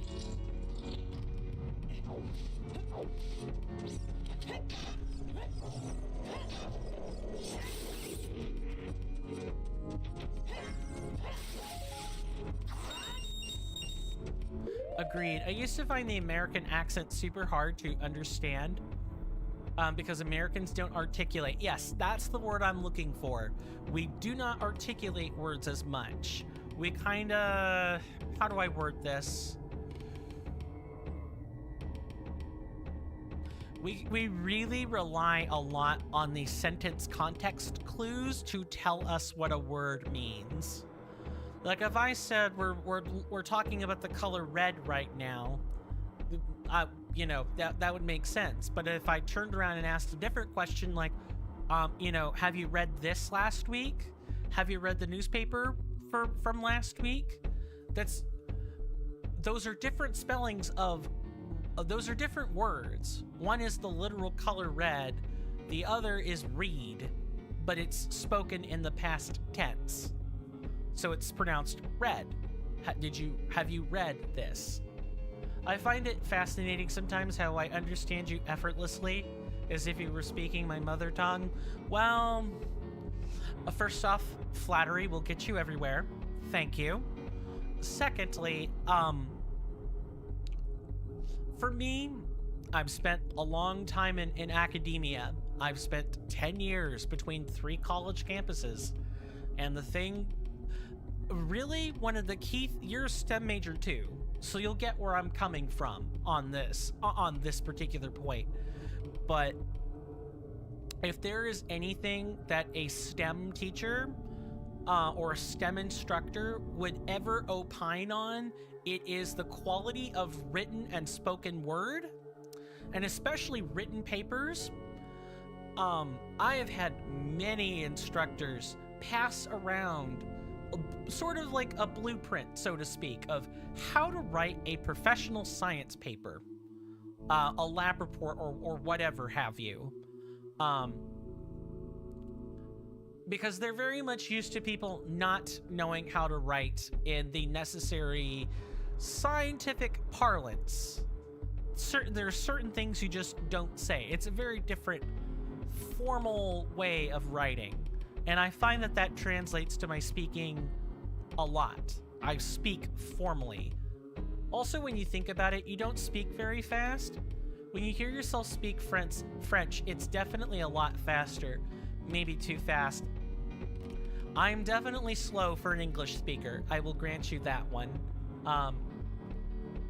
Try a certain places some wonky eyes.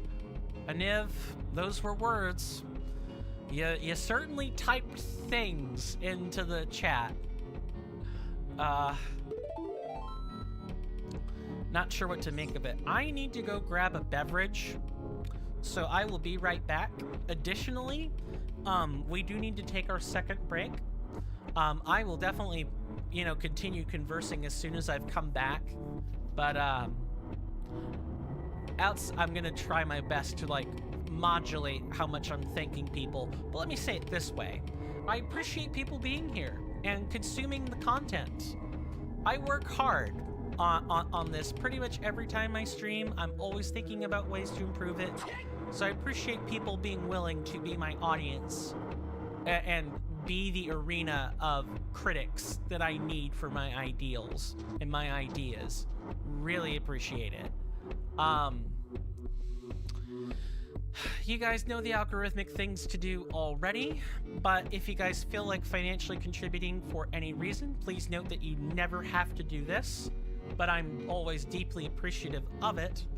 I have plenty of avenues available for people to investigate, which, given that I would like to go get a drink, I'm going to leave people to investigate on their own. Please feel free to either check the YouTube description or check the About Me section on Twitch for either the link tree, or click on any one of the various panels for more information. And with that, I will see you guys after this 5-minute commercial break. Thank you.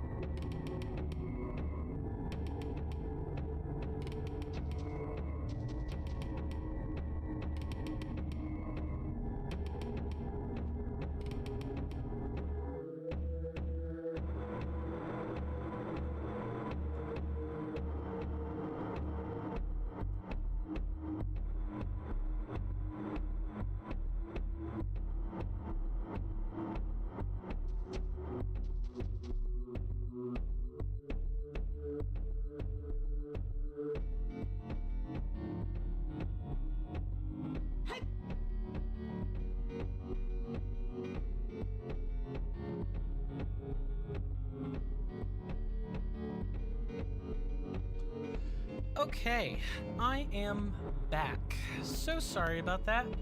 I had to take one of nature's calls. My goodness, Mother Nature loves when I don't really have a choice except to take one of her calls. That is code or speak for I needed to use the men's room, so I did that. Hopefully everybody has gotten something they wanted out of their commercial break. Thank you very much for the follow. Really appreciate it. Hope you enjoy your emotes. And I also hope that you enjoy the other benefits that you'll be getting out of being a Twitch a Twitch follower. Welcome back, Axel.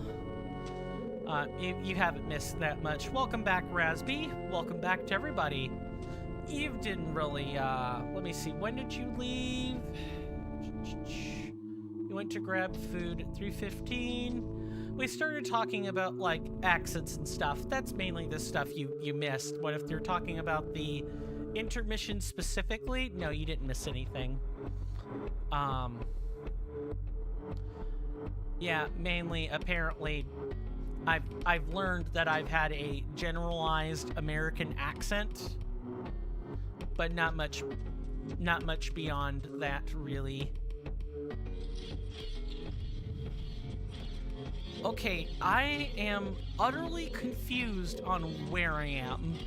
I need to go back and start over, because this place has been nothing but a bunch of annex rooms all laid out in front of each other so far. Okay, let me find the actual entrance again. I realize I could just warp there, but... Alright. So we had left and right. I'm pretty sure left was where we couldn't go because it required ice arrows. But left is where the bonfire is, so let's go from, let's go back. Oh, no. Why do I have it backwards?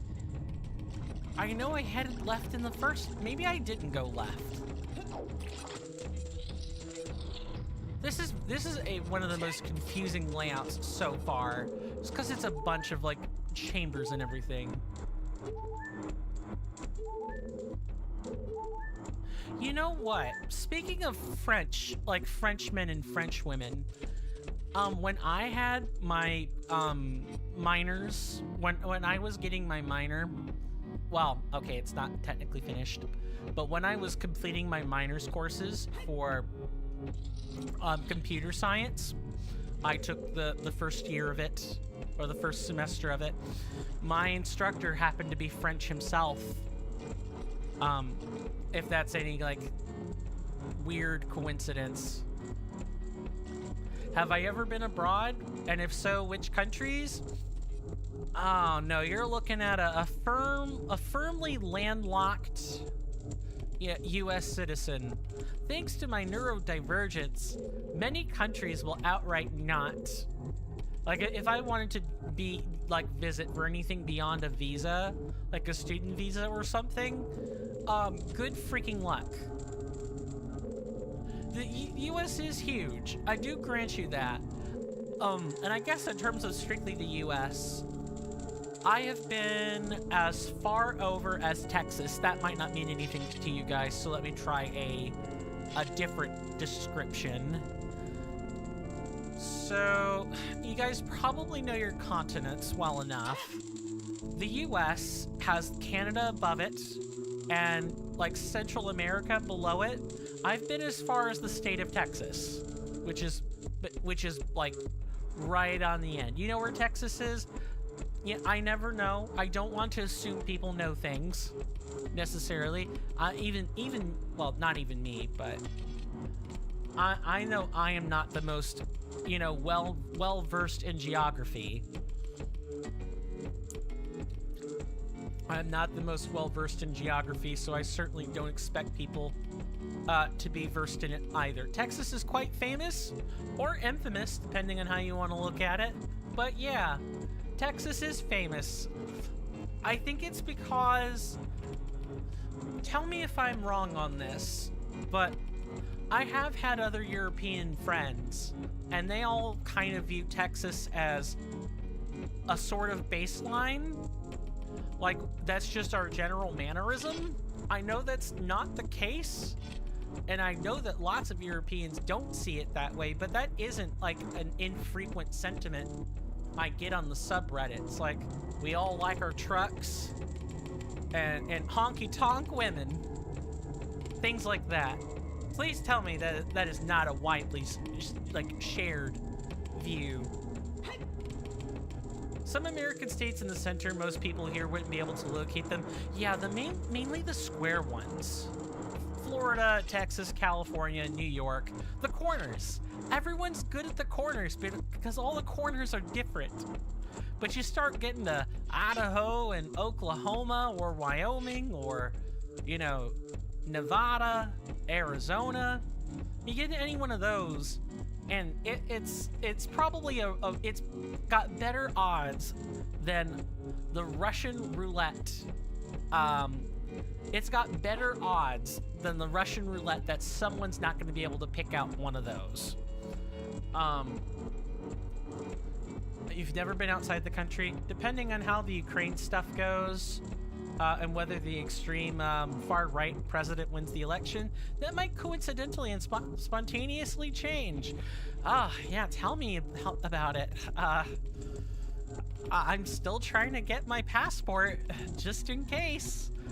Let me see if I can knock loud enough here. That might not be the most apparent or obvious knock, but I hope people could kind of hear that. I hope I don't have to finish the process of obtaining one. In school, you learn the American states, and I in school for me, I definitely learned, the nations of the world, but that doesn't mean it stuck. You forgot most of their geography, not gonna lie. As a STEM major, I'm right, or as a fallen STEM major, let me say that. It's definitely not as important for me either. I'm right there with you. Let me make sure not missing other statements here. It's high noon. Yeah, that's like a really common slogan. Oh yeah, listening to country music in a big pickup truck, talking about freedom and bald eagles with American flags on each side of the car. Yep, the hyper patriot. You think you know where every country in the world is except for some small islands? Hey, that's a useful skill to have. Be proud of that. I wish I could say I had that knowledge. The most I could say is, yeah, I have enough knowledge about various countries that I sort of know, like how spaced out they are in the world, but that's really about it. I know like the spacing, and I know the different sentiments and such. Going to barbecue and such after you went hunting some deer or something. Yes, this is what we refer to as the hillbilly culture or deep southern culture. Yeah, some people seem to think of that as like a baseline for us Americans, and I promise that's not the case. It's just the southeastern and the southern half of the U.S. is what I like to call a four-letter word. It's loud. That four-letter word. They're very vocal, and they're very unabashedly afraid of sharing their cultural values with people. Something that I routinely curmudgeon some people about. And be aware. I don't know which direction I'm going, man.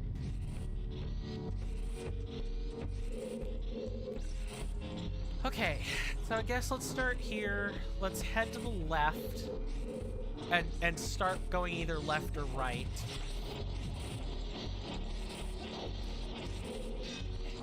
And I believe we headed right, and I didn't quite know where I was going. Yeah, this was a connecting room. It had a floor master. You've never watched it? I don't even think I've watched it. It's been like, God, that's been such a long time. I'm like familiar with the title, but I do not know that much else about it. So many locked doors.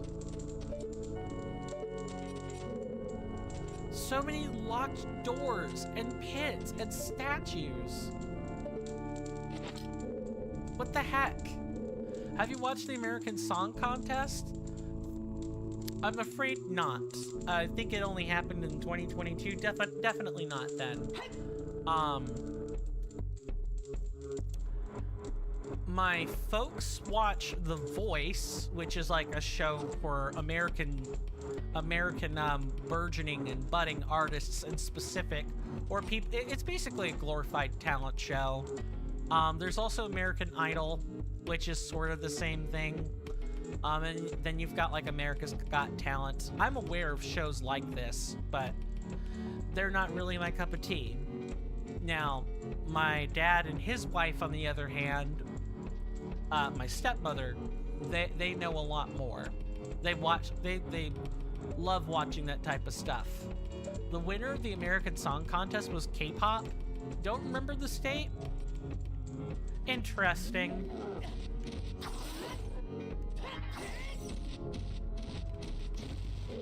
Okay, this is the real statue, but the question is, what do we do with it?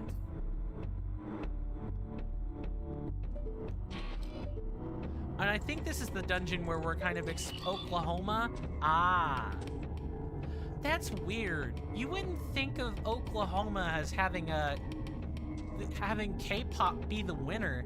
Surely I would have thought that would have gone to a piece of country music. I hear Eric Church is especially popular this time of year. Or like Brad Paisley or one of those folks. The K-pop is just completely left field for me. It's impressive though. K-pop is popular. The song was on fire, really? I could imagine. I guess let's drop down and figure out more about this. You're not a fan of K-pop? Oh god.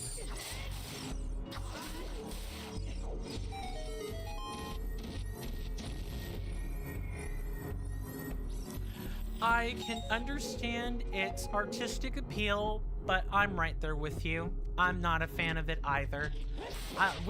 I've already discussed at length about my music tastes with you, but just for people who don't know, I am a huge synthwave enthusiast, which is somewhat syndicated, somewhat underground electronic music. If there's a YouTube station I would really recommend listening to if you want like a good summary of what I listen to, there's a channel called New Retro Wave. Those are three separate words. New is capitalized, retro is capitalized, and wave is capitalized. That channel has tons of syndicated synthwave on it. Both retro, so people are singing and adding vocals to it, and like regular stuff, cyberwave, darkwave, dreamwave, so on and so forth, like all of the subgenres. If you want like a good mix of synthwave to listen to, I definitely recommend New Retro Wave. It is like one of the only syndicated YouTube channels that I know of that has mainstream synthwave on it. And especially vocal stuff at that. Let me go back and check on messages here. The American Song Contest really didn't work well. Most people didn't even hear about it. I could imagine that. I didn't hear about it. And it wasn't even watchable from Europe. Most people who wanted to follow the American Song Contest were European. You know what? That's par for the course. That sounds about right. And it's no wonder I haven't heard about it, because that would have been stuff my dad would have been all over, like white on rice. Oh, right. This is going to be a key, isn't it? There are other synthwaves, I call them stations, but they're just channels, really. There's Luigi Donatello, like both of those things capitalized.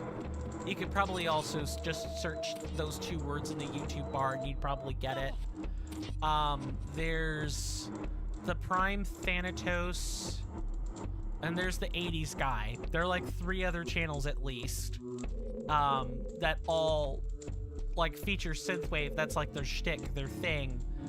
But all the other channels I just named are not syndicated. You're gonna get the more underground stuff from those channels.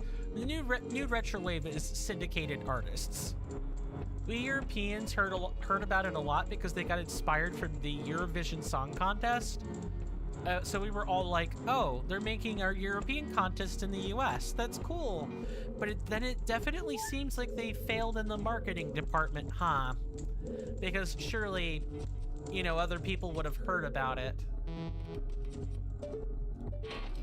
Do we have, like, what was the point of this room? What was the point of this room? There's got to be more to it. They had a big ego tube. That sounds about right for, you know, U.S. bigwigs in a studio. Murka! F yeah! I hate that line. I hate it. Because I don't embody this sentiment at all. I'm not a you bought a new truck? I roll my eyes every time I hear someone make that or say that meme. I kid you not. Your old truck was just fine, but it reminds me of her. Is this stuff from the... No, it's not stuff from Eurovision. It was all good. There's nothing wrong with it. in their ads, they were like, we are making the biggest song contest in history. And we were like, Eurovision. Eurovision is a lot older and bigger. Why did you take our concept and act as if you created it? Oh, see, I can explain this one because this is not a uniquely American thing, but we're so guilty of it. Are you familiar with a concept called power language? I'm asking you to draw deep from your well of academic learning, but like communications and stuff. But there's a concept in like communication and debate called power language, where I could say something like 30% of teenagers aged 12 to 16 don't brush their teeth. And that is a fine sentence. I'm not saying that's the truth. I'm just making an example here. Power language sounds like a combat style made up by linguistics nerds. It's more of a communications thing. It's not really linguistics, but you just brushed your teeth. Coincidence? Not really. But if I said 30% of these poor teenagers aged 12 to 16 that don't brush their teeth don't go on to get sexy boyfriends and girlfriends. If I said the word sexy here is denoted to mean it's trying to sell you something, right? It's trying to inform you about what kind of view you should have on a piece of statistics or a piece of data. Another example would be if I said 50% of Bible owners in the U.S. have gold leaf trim on their Bibles versus 50% of sexy singles, or 50% of all Bible-owning U.S. individuals have awesome Bibles that are studded in gold leaf trim. And they know how to get the ladies. They know how to get their partners. And they know how to stay married and have kids. It's the point I'm trying to illustrate here is just, it's hamming up. Over 90% of gambling... Sorry, I'll finish the sentence. Pringles! Give up just before they were about to win very big. Exactly. Rasby has the right idea here. The word just is said in such a way as to make the fact bigger or smaller than in life than it actually is. I'm trying to think of other examples, like coherent examples and not whatever I tried to do. But give a Niv some chips. If I had Pringles a Niv, I'd give them to you, but I don't. Also, I'm not a fan of Pringles. I'm okay with Pringles. I'll eat them, but I prefer different chips. Yes, that's another good one. Over 90% of mental health nerds in Romania are hot. Kappa. It also goes up to 99% if they also know programming. Yeah, so exactly. It's just, that's what power language is. It's meant to detract from the fact in some way, even though it might look like it's dressing it up. It adds irrelevant information for no reason, for some other goal entirely, when you could just say 90% of mental health gurus in Romania also correspond with a 33 or 66% survey about how maybe folks find those mental health gurus attractive. There's the formal way of expressing it, and then there's what Rasby just stated, which was it was meant to sort of drum up your emotions. It's not appealing to your logic. Power language doesn't appeal to your logic. It's meant to make you feel things. So going back to the previous point, power language, it's manipulation, exactly. Think of it like car salesmen.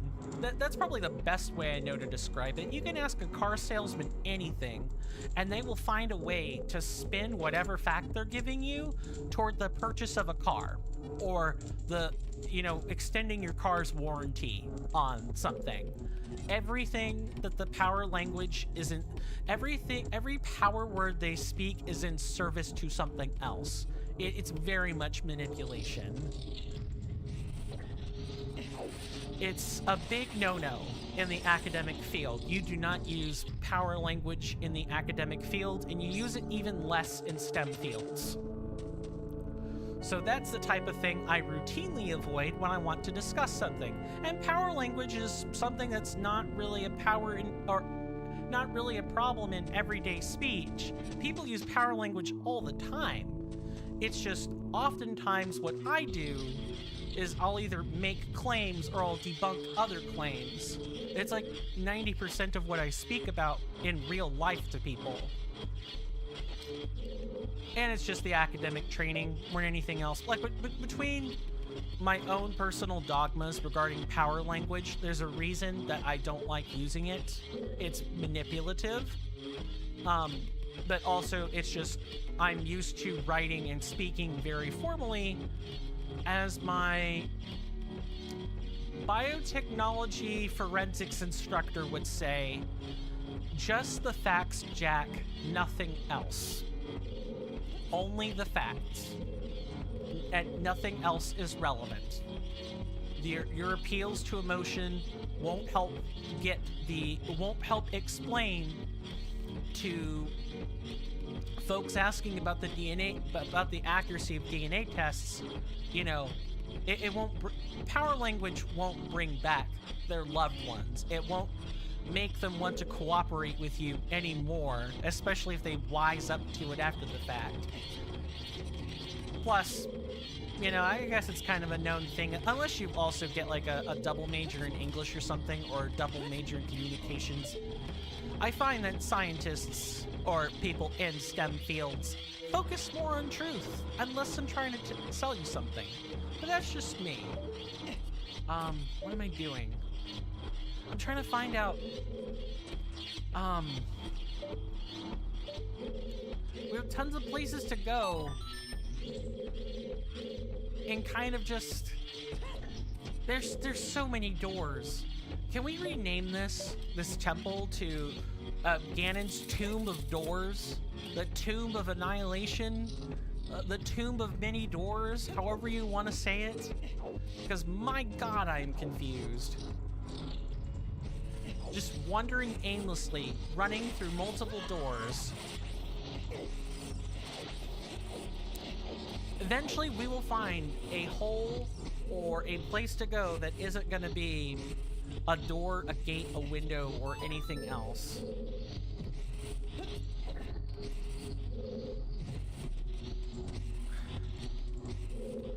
But it's gotta be this room. It's gotta be on this side with one of these doors. I'm sorry for breaking through, like, conversations and not following back on them, but I am trying to navigate through this particular part of the dungeon.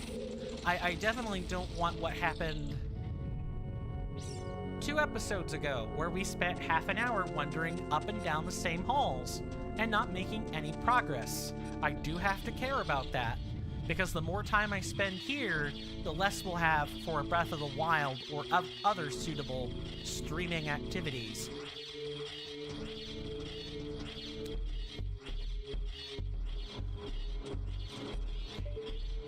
Maybe I can do one of these numbers?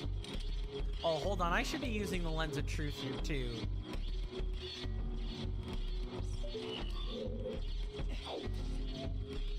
Okay. No such luck. Am I gonna have to use the Lens of Truth for every single bloody rune?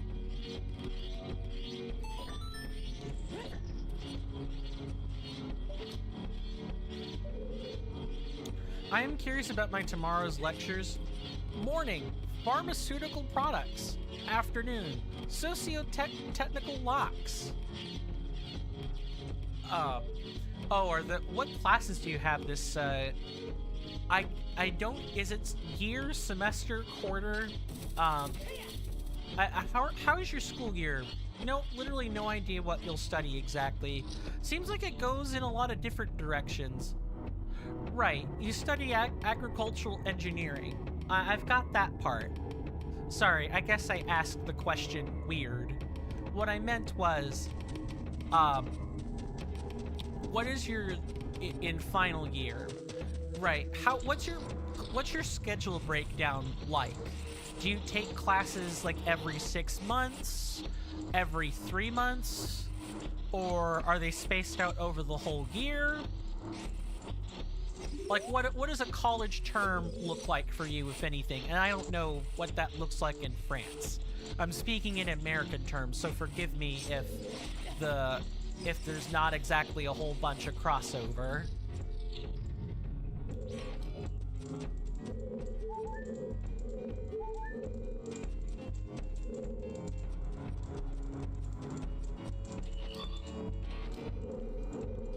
Okay, I feel like we've been through here and nothing has changed. Is there like, is this, the statue ain't standing on something, is it?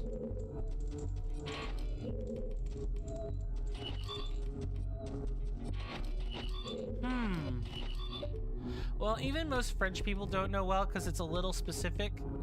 I'm not in university. Okay, so you're in more like a community college. In France, you call these the great schools. Okay, I think I get a better understanding of what you're doing exactly. Yeah, this sounds like a community college or a 2-year college here in America. But yeah, you don't choose your classes. Now that is the strange part. So I guess the most I could say about American college education is this. We sometimes choose our classes. Well, it doesn't really exist outside of France and the former colonies. Bro, I don't know anything. I mean, I've been to Niv. Oh, so this structure is left over from the Napoleonic Empire? Interesting. I don't know what you're too long about, Aniv, but I don't want to think about what that might mean. Really, truly, I don't. In America, we have, I guess there are really 3 levels of post-secondary or post-secondary education, because post-secondary would be after high school, technically speaking. You have trade schools or trade colleges. And essentially these are for folks who want to eventually become stonemasons, plumbers, electricians, that kind of thing. What we call blue-collar work. And those places are structured completely different than what I'm used to. Then we have what I call the 2-year colleges, and there the class structure, or like the schedule structure for the term, really kind of depends. Some 2-year colleges use the quarter system, whereby classes begin and end in 3 months. So around 8 to 9 weeks. Something like that. These are mostly like technical colleges and are for people who are trying to refresh their college qualifications or get an associate's degree in something else. The 2-year colleges are way cheaper than a 4-year university, like not Oxford, but like Cambridge or something like that. Then you have all your 4-year universities, and they use the semester system, so classes pretty much go through a 6-month cycle. You have spring term and you have fall term, and those typically are the first 4 and the last 4 months of the year. And then you might also have summer term sometimes, for those who need to like repeat a class, or they just want to get through their track program faster. And typically students have to pay for summer courses they want to take on their own, or whatever they save over from financial aid. Yeah, in France, after high school for long studies, you have two main choices: go to university or go to preparatory classes to great schools, which is a very intensive 2 to 3 year course that trains you for highly competitive exams. And if you succeed in those, you'll get into the great school, and that will last 3 more years, and you get the master's degree equivalent. Oh, you got that's certain. I don't know what the estimated time of like graduation is, but that sounds like it's on a faster track than the U.S. at the very least. In the U.S., we can be in college for up to 8 years at a time, and I guess maybe university might be set up like that too. But the length of time in which you get your education is not necessarily correlative to the overall structure of colleges. Like, it's independent, it's timed. Getting a master's degree doesn't necessarily mean you completed whatever schooling you had, because it's all technically arbitrary and extra, according to the U.S. educational standards. So you pay for your college, or you get aid to help you pay for it. You needed 3 years in prep school, then you got 3 years in college, so you studied 6 to get master's. Okay, that lines up. That does line up. We break it down for 2 years at a time. 2 years for the associates, 2 years for bachelor's, 2 years for master's, and another 2+ for the doctorate. Doctorate degrees, PhDs are not always guaranteed in 2. You go to official certification boards to get your PhD. You sit in front of a panel of people who decide whether your contribution to society was useful or not. And if it's not useful, you don't get your doctorate. Most people stop at master's for that. It's 3 years for the license and 2 years for the master's. So the license lets you work in your field. Would I be correct in that? I always find the educational structures of different countries very interesting to talk about. Okay, something's not right. You don't have your license diploma? You didn't go to university? So, do you get 2 different technical documents? So, like, the university path is one path, and when you finish completing it, you get your degree, or you get whatever equivalent for the degree there is. Going through to the great schools, you will only get the master's diploma without having a bachelor or a license. Okay. So I'm going to go out on a limb and say that I don't think people necessarily frown on it, but it's kind of like, do people show the same measure of respect? I guess I want to ask a question first. Do people show the same measure of respect for those who are getting the master's diploma without the bachelor's / license? That's for a minority of students here. Fair. And obviously, I'm not expecting you to have answers to every question. That would be silly. You're studying to be an agricultural engineer. You're not studying to help students with admissions. You're not an admissions advisor or anything like that. I'm just merely asking for your perspective, since we're an ocean apart from each other and our educational structures are different. And that is something that does interest me.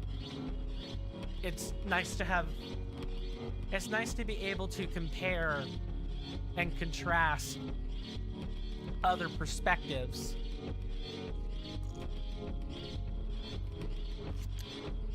Great schools are a lot more valued in university in France. So let me see if I can ask this in a technical way. Universities are for academics, right? And great schools would be like all the technical vocations. You're like, it would be the theoretical stuff versus the applied stuff, if that's making any sense to you. I'm trying to think of how I could correlate this back to what I talked about just a minute ago. Obviously, I don't want to make the distinction of trade school versus university, because I don't think that's what this is. That the distinction is not that stark. But I do think it would be along the same lines of you went to a technical school to get skills to work directly in the field, whereas university is more like you want to be involved in theoretical research. Not really? Okay. I'm eager to learn. I hope people are going to be happy I took a guess. It's more like university and more. And we're referring to the great schools with this, right? It's more intensive than university. Okay, gotcha. Dude. What a niv. What are you duding over? What are you duding over? Are you duding because we're not talking about AI school or something? I have no idea. Or is a niv just like, dude? Where's that voice line from Finding Nemo when I need it? About the great sea turtle saying, dude. When you were in preparatory classes, your teachers would motivate us telling, if you don't work hard enough, you will end up in university. University meant failure to us. God, I can't imagine a world where the worst where university is seen as a mark of failure. But I guess if I were to analog that back to US terms, that would be like teachers motivating us by saying you're gonna end up being a plumber or an electrician instead, or you're going to end up in fast food, like wage programs instead. Everybody wanted to absolutely avoid university because it's a lot less good than great schools in France. Gotcha. So the great schools are the university equivalent for us here in the United States. It's not exactly one-to-one, but it's pretty close. Yeah, exactly. Four-year colleges or universities, you study about that often. Oh, no. Never mind, I take that back. Universities, like, you study 25 hours a week. You study 40 hours a week in preparatory classes. Interesting. In your college, you study 35 hours a week? I think for a 2-year, you could probably get away on a collective 16-hour study, like, per week. The evaluation for study hours is different here in the US, obviously. But basically for every credit hour a class has, you want to study for 2 hours at a time. If you're a STEM major, which for you, if I were to map your experience over here, agricultural engineering falls under a STEM field, you would actually need to study 3 credit hours for every credit hour your course is. So if you were studying, I don't know, say 12 credit hours worth of courses spread between 3 classes each semester, each term, you would be studying at least 24 to 28 hours a week. Whereas if you were like a linguistics major, or if you were studying the humanities or histories, that would look a little bit closer to like 24 or 20. So there's generally less study, but I don't want to undersell the histories and humanities either. It's just a whole different ballpark. You went to university and master's in Germany, and you had 10-hour lectures per week? Or you had 10 lecture hours per week. I think that's what that's saying.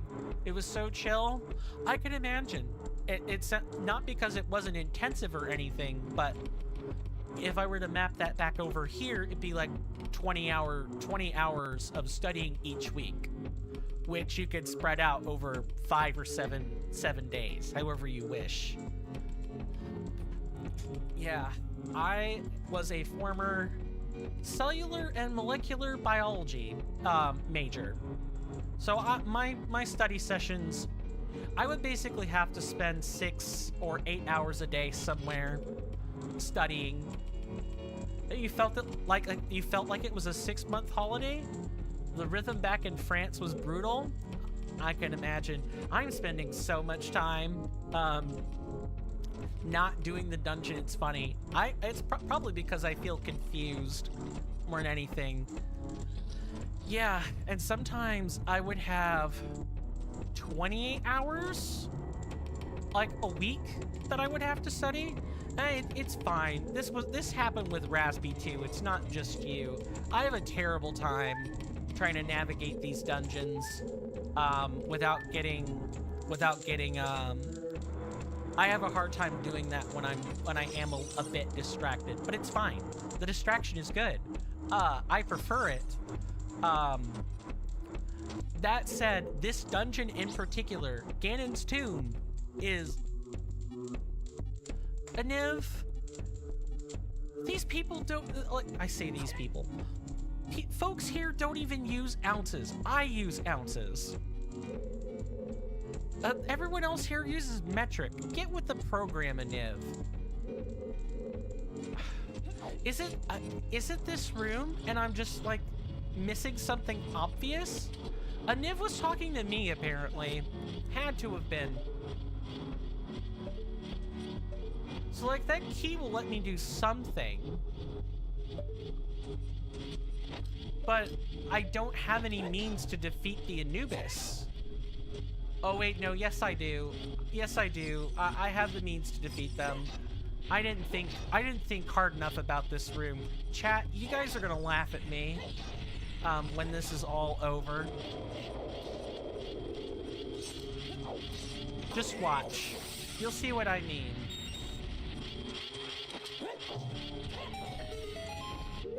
Okay, so I'm gonna pull out my bow here, right? I'm gonna pull out my bow.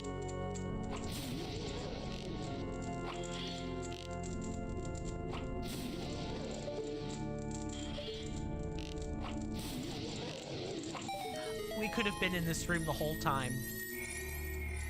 We could have been in this room the whole bloody time. So we basically spent an hour wandering these rooms and talking with each other the whole time, which again, I'm extremely thankful for. And the net result was just, yeah, I could have, oh, but we didn't get anything except, arrows from that, right? Well, here's something else I know we can do. And that's light these torches. Okay, seriously, light the torch coin.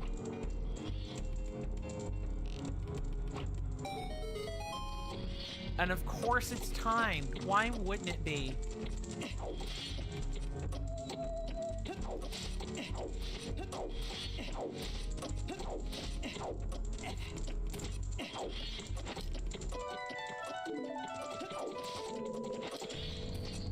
So we could have done that route the whole time.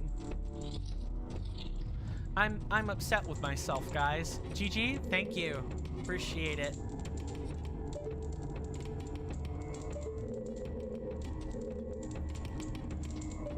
And this has to be a one-way door.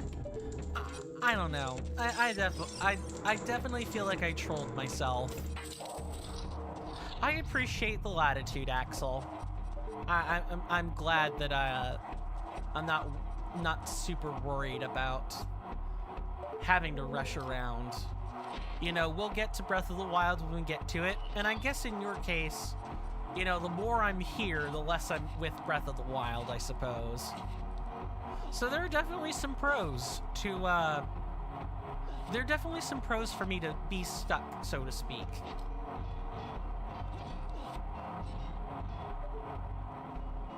Okay, that door up there, is there a hookshot target? Exactly what I was saying. Valid. I can't blame you. Oh, can we lift this block or push this block? No, we can't.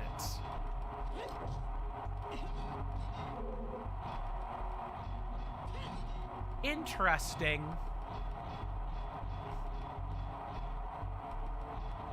But this looks like a track where you could push one, is the thing. So I'm curious as to where you're likely going to stream on, you know, Breath of the Wild yourself in January. Yeah, it'll probably be around January where I get back to streaming Breath of the Wild. You're more than welcome to, you know, watch the VODs if you don't want to spoil yourself. I may also try to chop up the parts of a VOD. That might be a goal for next year, is I'm going to attempt to modify existing VODs, but right now, me personally from a content creation perspective, I want to get used to the 3 series I am already doing, you know, plus having to record Steel Rising, which I will likely start doing after today. I've been waiting a while to sort of get used to the workload, and like I was saying maybe a couple of streams ago, my dad is not in the best of straits, mentally speaking. We're waiting on our uncle to pass so that, you know, Dad can start the grieving process and everything, because that's his older brother, and he's not going to be right in the head when that happens, and I don't expect him to be. But that means I need to be there for him. And so I've been a little bit behind more than usual lately. Part of it is I'm not used to my schedule. I'm not used to all this content I'm having to make. And the other part of it is I want to be there for my family. So I'm not completely at the top of my game, and that's not even counting, you know, the politically charged things that I refused to outline further earlier. Like that's a separate can of worms for me. Understandable. You always got to take the good. Yeah, I do my best to prioritize things. Doesn't always work, of course, but I do try to do my best. Who are you adding, Aniv? Some guy _ Matt. Agree. Also, don't like the solitude, but it gets lonely. Aw. But TBH, I need to make a Kleenex on the top of the wall. So some of that made sense. I don't know how you make a Kleenex in the top on the wall, but maybe Aniv is looking to, like, get tissue for itself. I felt bad for Niv, and then I read the rest of the sentence, and I'm like, oh, it's more gobbledygook goodness. Well, I don't know what the hell to make of this. Right? Yeah, what exactly? What the heck? So we found our block.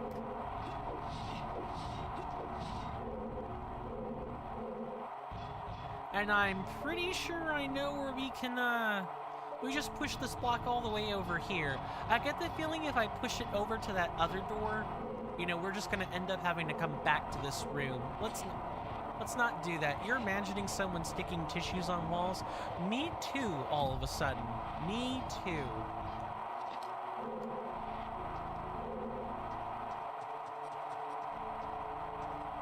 Okay, get up there. Oh, no. Okay, that's not what we do then. Maybe. Yeah, if I try to do what I'm doing right now, I'm just getting blown off. Let's not do that.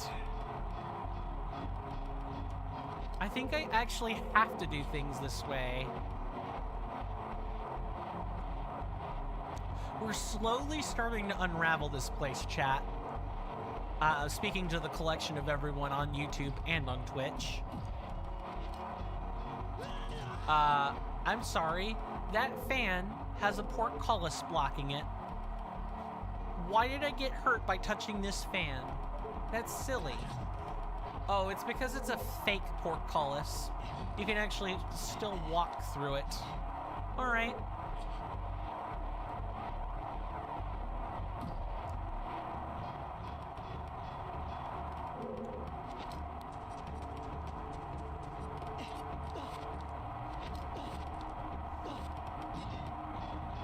But I can't say that completing each room, you know, does anything more than just leave me with extra questions.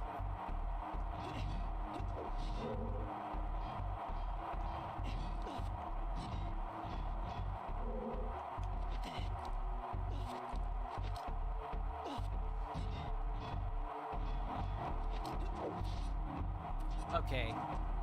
Gotta figure out this room because otherwise we're just in a wind tunnel for no reason.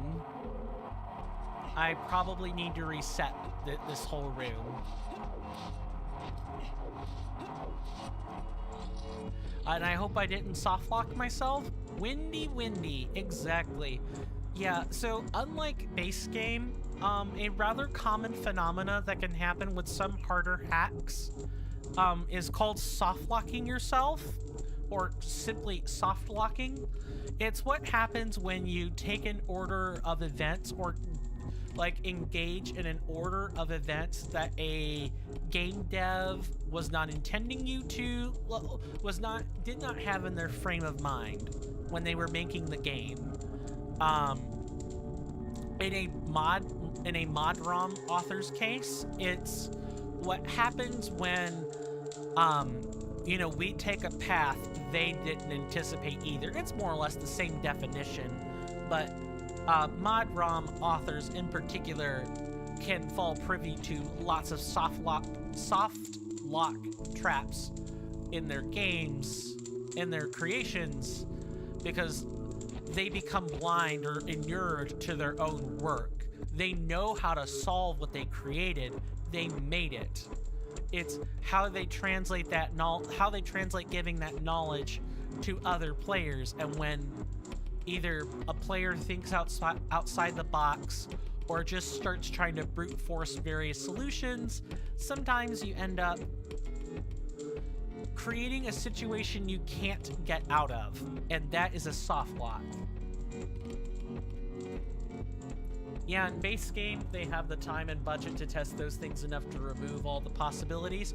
Or in some cases, like what happened with Ocarina of Time a lot, they actually had to rush to finish the game and get it out the door. So lots of things were just cut or removed and made really easy. For example, there was a previous plot for... Actually, I don't even have to go that far. So, the Ocarina of Time, the second ocarina you get in Ocarina of Time, the actual namesake of the title, is blue, and it has 3 holes in it. There's a reason the ocarina icon had 3 holes in it. You were meant to plug in the spiritual stones to give the ocarina some extra power. And you never got the chance to do that. That never came into fruition. Another thing that never made it through development fully was at one point, I can actually point to it on the screen here. The medallion screen, or the quest status screen. There's 6 medallions that are laid out in a hexagonal pattern. Excuse me, I'm talking too fast for me. The forest medallion and the fire medallion were supposed to be spells. You were supposed to be able to use the medallions, not just have them as quest MacGuffins, which is what they are in the real game. You collect the medallions to open the Rainbow Bridge and go fight Ganon. That's what the medallions do. And that's all they do. They're a plot item. Earlier on, you were meant to be able to say augment your arrows in order to do things like have fire arrows or knockback arrows. That would be the wind medallion, the forest medallion. Or the shadow medallion would have a spell that allowed you to sort of sneak past enemies and and reduce their line of sight whenever you got nearby. Or the Shadow Medallion, when augmented to your arrows, would actually let you, I guess, sort of obscure an enemy's sight completely if you didn't kill it with the shot or whatever. So there were many things in base game that just didn't make it through development because they ran out of time and just couldn't actualize those concepts any further. Yes, there's actually it's called the Beta Quest 97. That's the I want to say it's Beta Quest Ocarina of Time 97, as in like Sonic 06. There's a apostrophe before the O and the 6. There's an apostrophe before the 97. It's meant to tell you what year it's in. And it sort of serves as the demo for what could have been. And there's still people dissecting, you know, that the 1997 beta to figure out what else was sort of locked away or being tweaked on before, you know, development time started crunching. Another one that didn't quite make it through was the way the bomb chews were set up. So if I go back over here, you didn't know all this? I don't even know all of it. There's the Hylian modding Discord. It's Beta Quest 97. That's what it is. That's the full name of the hack. It's Beta Quest 97, and it's meant to showcase the game of the past, what got cut out of development. There are also YouTube videos about it too, of various things that people found in debug or you know, in other unused sections of code. What was I saying? Bomb chews. Right, going back to the bomb chews, this is the last thing I'll kind of opine on, and then we'll take our last break for the evening. Or I guess it is evening for me, technically speaking, and it's nighttime for some of you guys, but we'll take the last break for the stream. Bomb chews in Beta Quest were referred to simply as landmines. They weren't given this cutesy animal mice-like aesthetic. They were just landmines. You just had straight up remote mines that you could detonate. They didn't move. You threw them and you blew them up like C4. And then later the game had like moving remote mines that you could detonate. I don't know why I'm in here. I want to not be in here because I don't want to be speaking and competing with the wind here. And sometime later in development, I forget when, but if you wanted to see the old landmines of the past, Beta Quest 97 would be where you would find those. And if you do some other digging, the plots also changed. It used to be a little bit more... The base game's plot was a little bit more grim or dark, less cartoony, less fantasy. And it played around with like some adult themes in there. A lot of those things ended up getting curtailed in the final production run for the game, because and all of that came out. Those were some of the events that came out right before Nintendo had that lawsuit about the use of Islamic iconography in its actual release product. It's why Ocarina of Time has a 1.2 version. It's not just 1.0 and, you know, the final version. There were three versions that were released afterwards, all based on either stuff they had to go back and change, you know, after the cartridges got released, or things that had to be cut out for one reason or another leading up to the finished product. You just never know. You never know whether or not things are changed or added because they're either trying to remove possibilities for soft locks, like you were mentioning earlier, or it's more of the, you know, we can't make this thing work, or we ran out of time, so we need to cut it out of the game and very quickly change what we're doing. A lot of stuff in the cutting room floor of this game falls under the we ran out of time and we couldn't rework it into what we were making. So we just made things MacGuffins and released it as is. There are plenty of YouTube videos that will tell it a lot better than I do. I kind of jumped around all over the place. The only point I'm illustrating here is that I'm not sure we're gonna... I hope we have it soft locked here, but it wouldn't be the worst thing in the world if we did.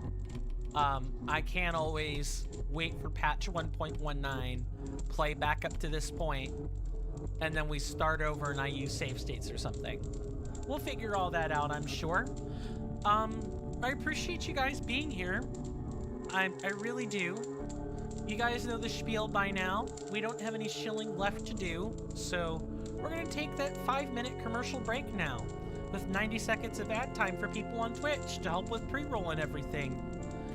See you guys after the commercial break, and thank you again so very much for, you know, putting up with me and hanging out with me. Can't imagine you'd be here otherwise, but I want to make sure I get my thanks out of the way. See you guys after the break.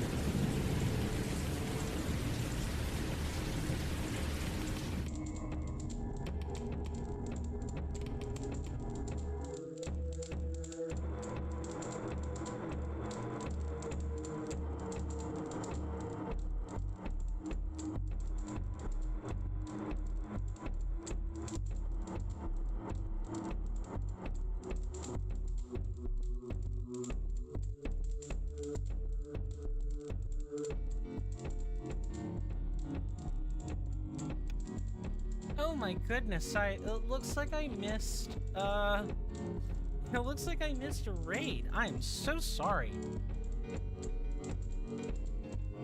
I just returned. Welcome on in, Clavis. Let's get a shout out for Mr. Clavis.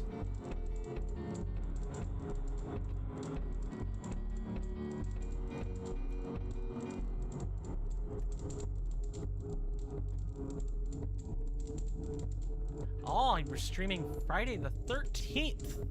How is that working out for you? And it's been a while since I've seen you. How have you been? How are things in Estonia? Hopefully going better than they are here in the US, to say the least.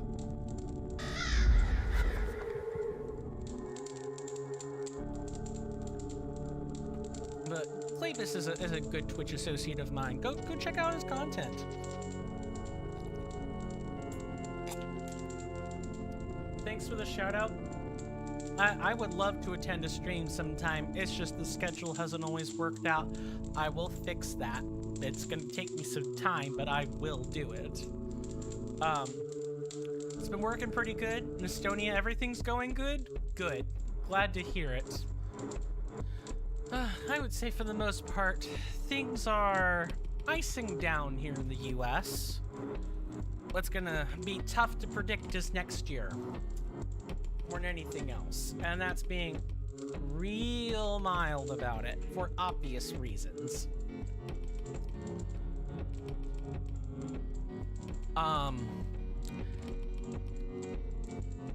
Remind me, you've mentioned your fiance before. You're a bit worried about the US? I am worried about the US. Aniv, I don't have a Pokemon, panel in here, and I don't want one. I'm grateful that you're enthusiastic about the Parasect, Aniv, but let's not get ahead of ourselves. Don't mind Aniv, folks. He's a Markov chain algorithm AI chatbot. He's here to keep us company, and the people in my Discord have spoken. They want him here, so I will keep him here. I am gonna be working on getting and maintaining a passport this year for the exact reason of being worried about the US.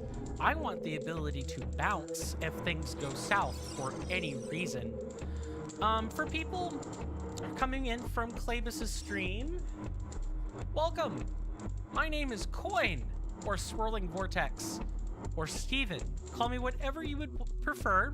Most people call me Coin. And welcome to a retro title. This is a Mod-ROM of Ocarina of Time called The Sands of Time. It got released not that long ago. For you guys on Twitch, if you type in !SOT in all lowercase, I have a link to the release trailer if you want to go see it for yourselves. But essentially, it's more difficult Ocarina of Time ROM hack meets gritty dark landscape, and is also a satire on US politics, so make of that what you will. She'll be coming a few months later due to wanting to be with her mom and sisters and brother. She won't go back to her country or county. Country, okay, yep, gotcha. I'm sorry that she's having to experience that. I really am. It seems like 2025 is just the year of, how do I word this? Geopolitical upheaval? I feel like we were due for some geopolitical upheaval, if I'm being honest. But I was never expecting it to be like this. The rise of various movements and old alliances fracturing and new ones beginning to form. I was never really expecting what's shaking down across the globe to happen quite like this. And quite frankly, given that I am a neurodivergent person, I'm not even sure where I could go. I'm not even sure where I could go that people wouldn't try to undermine undermine my agency. I've looked into various other countries that I could move to, that I could get like a student or a visiting visa for, and most that I've looked into don't value neurodivergent people well. They see us as blights or like financial liability. So I feel trapped here. I can pass, I can squeak by whatever's going on in the US, but that's not the point. At any time, should the whole US birthright citizenship thing ever fully come to pass, and they're less specific with it than they claim to be, I am the grandson of a Scottish immigrant. I could be flown out somewhere anytime for no reason whatsoever. I don't want to be here for that future. I'm sorry, I'm getting all political for no reason in front of your raiders, Glabus. I am so sorry. Russia seems weaker than they show. Yeah. Russia's just having to project a power image. We all know this. This is Russia's MO. It's nothing new. The only problem is we're in a post-information era where lots of people have nuclear armaments ready to go. And it seems like if countries don't get their way long enough, they're going to start bearing out their nuclear fangs. And it's going to be mutually assured destruction. And even that doesn't seem to be keeping people from bearing the nuclear fang anymore. But yes, for those who are new here, hi, hello, my name is Coin. Yeah, welcome to Retro Titles. I do these sometimes as breaks from bigger titles. I am a variety streamer and content creator, but my wheelhouse is generally RPGs. ARPGs, CRPGs, or JRPGs. RPGs of all sorts end up under my umbrella here on Twitch. I do play other stuff too, but for the most part, this is where I end up. If you guys like RPG content here on Twitch, which is somewhat of a rarity, given like heuristics on Twitch or on YouTube, you guys will enjoy the content on this channel. I do have a Discord. If you're not part of my Discord, please consider joining. A lot of our benefits are derived almost exclusively from Discord. I will read those comments in just a moment. A lot of them are derived exclusively from Discord. We vote on Discord. If you guys want to see YouTube content or keep up with the schedule, the best way to keep up with it is through the Discord and through the Google Calendar, so on and so forth. I'll go ahead and push that out here. This will be the last time I push out the Discord, and then I will read those sentences that were typed just now.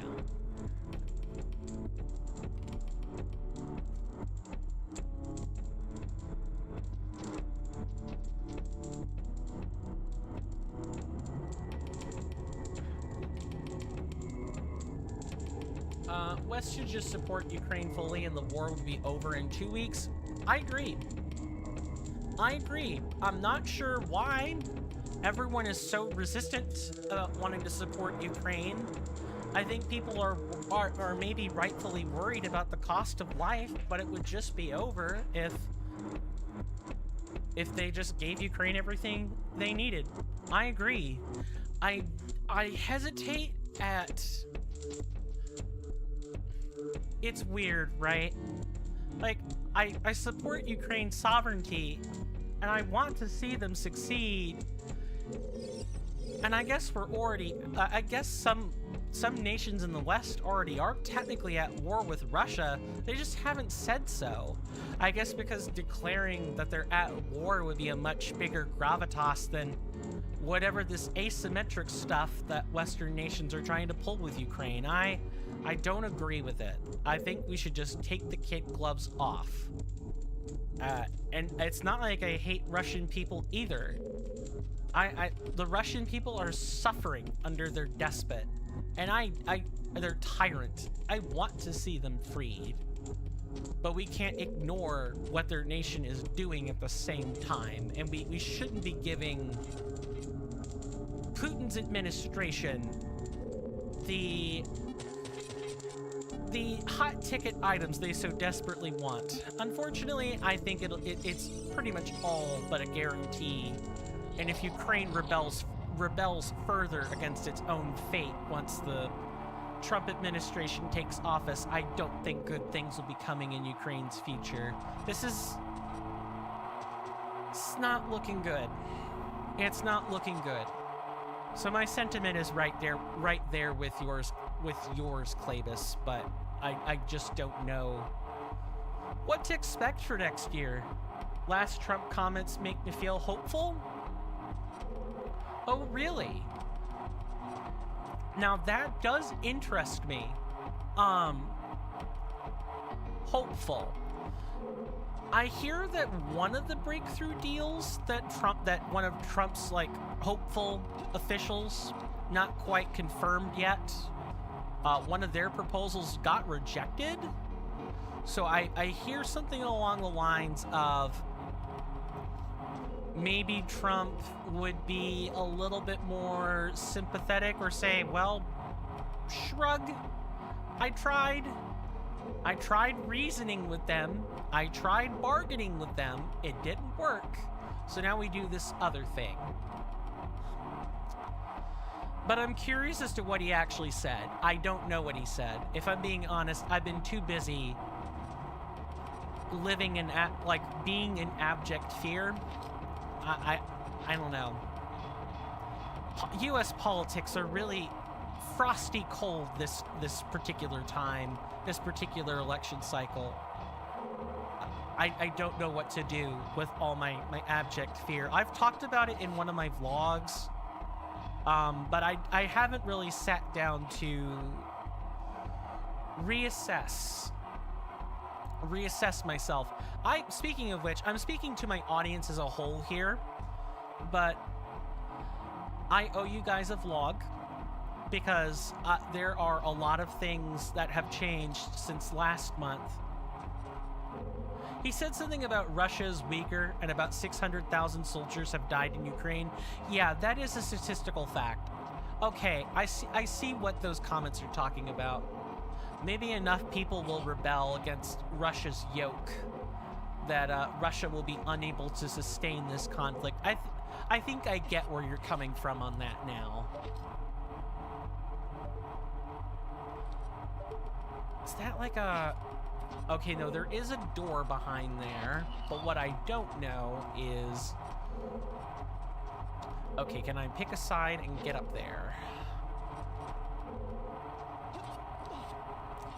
So I guess there's hope, but I kind of view it as sick hope, right? It's based on people dying. It's not based on any kind of real cost that the Russian administration would feel. It's for lay people. It's for the common folk who are suffering. That would be the reason why it stops. It's pure logistical reasons, and I hate it. But you have to take the victories you can get, too. It just stinks. It sucks. And I know that most Russians do not want to be part of the travesty that is the Russo-Ukraine war. They don't want to be part of it. It's just too bad that they have an actual dictator and a tyrant sitting in the marble seat, so to speak. And I fear that we have another one who shake hands with him. I'm sorry, I'm getting all political, and it's making me a little bit despotic and just ick. Feels ick, but I do definitely want to dissect that in my next vlog. It's really interesting that I had to kind of break down these crates to see this. How did I miss this?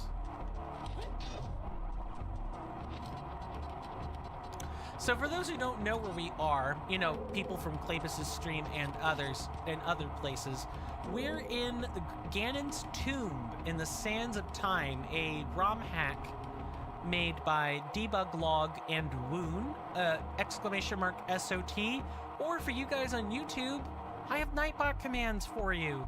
Asterisk SOT does the same thing. It points you to the channel's, to Debug Log's channel release trailer for the game, and the description of that release trailer has the BPS patch that you need, and along with, you know, the instructions to go get a 1.0 OOT ROM to patch to play this wonderful masterpiece of a hack. Everyone's been waiting with bated breath for the stuff that Debug Log was going to do, and this Mod-ROM / ROM hack is the culmination of all of that.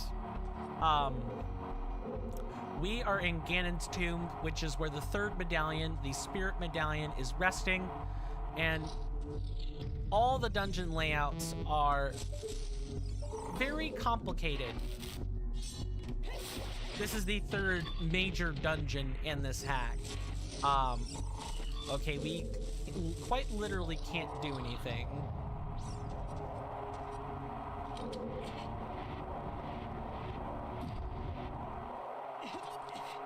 Really?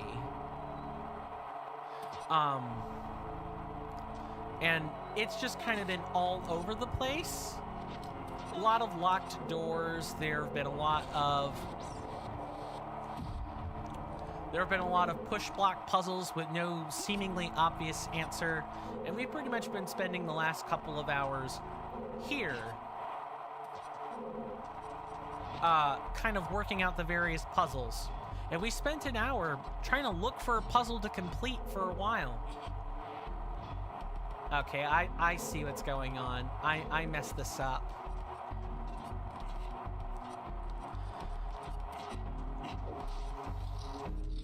So I actually need to go around and do this. Do we have to break open these crates again? Good.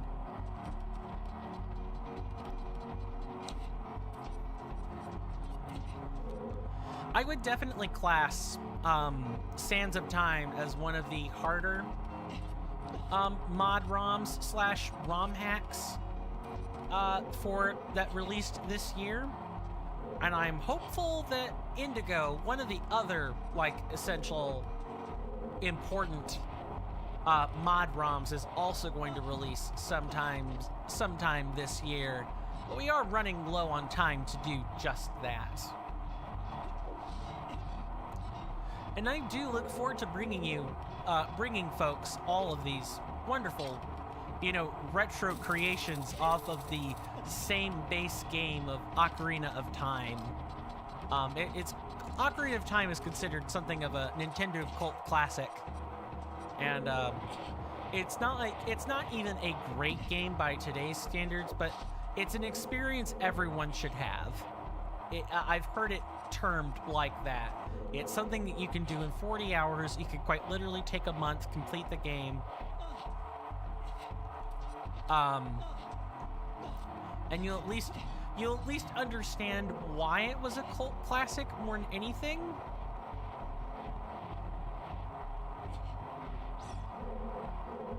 Okay, we have a problem. So we need to stack these blocks in such a way that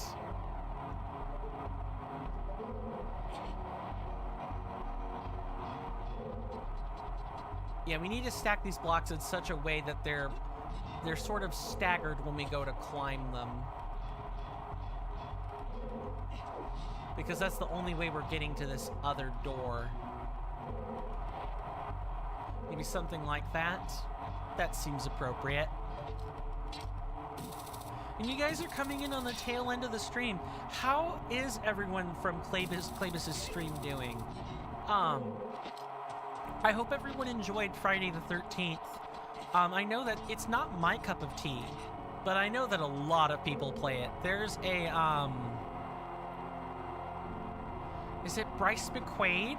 I think it's Bryce McQuaid. There's a really big YouTube content creator by the name of Bryce McQuaid that is really well known for playing Dead by Daylight and Friday the 13th and stuff like that, along with other stuff, Uno with Wade and the crew. Associated with, but not necessarily friends with or collaborative with Markiplier and his friends. They will take down the servers at the end of the year? Oh no! What happened? This must be like gaming news that I've missed somewhere along the way.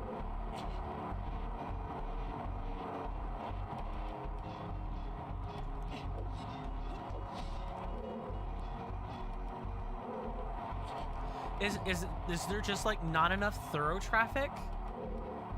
License expired and they can't keep up, or some like that. I hear ya. Yikes. Start twerking. Currently chilling with my Pichu points. What? A Niv. What are you telling random people to say? Or what are you saying at random people? That's what I want to know. I'm sorry that's happening. Have you been... I know you've been consistently streaming that for quite some time, Clavis. Do you have a backup? Or is there going to be some way for you to keep playing it local, or...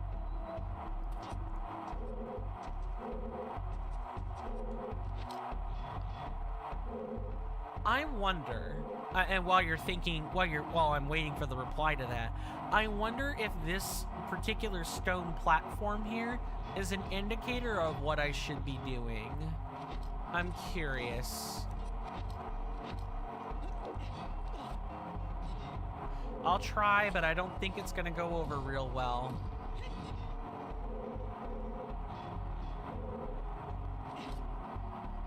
Nope.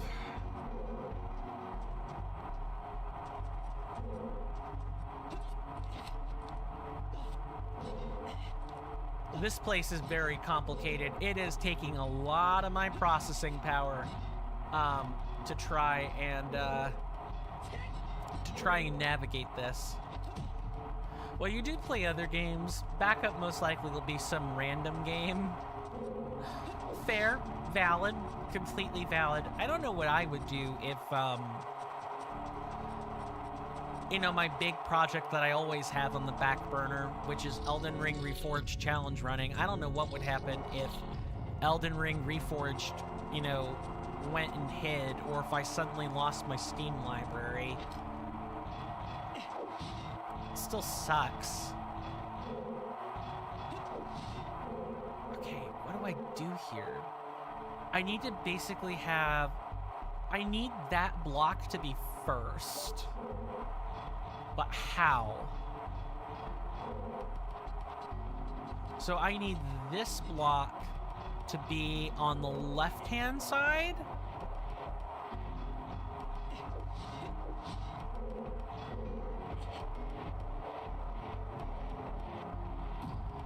I need it to... So let me think.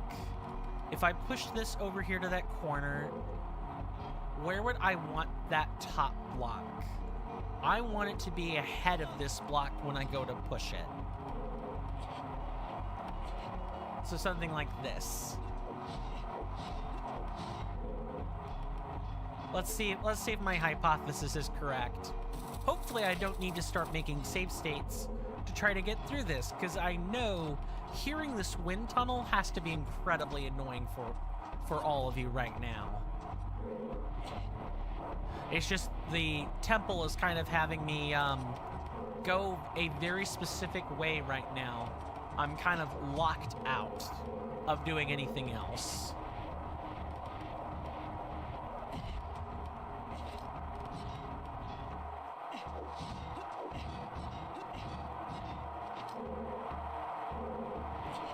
And I have to be careful with how hard I push, or I'm going to end up pushing this bottom block into the top block, which is what makes this so tricky. Yeah, like that. But thankfully, I guess I didn't push it far enough for it to be a concern.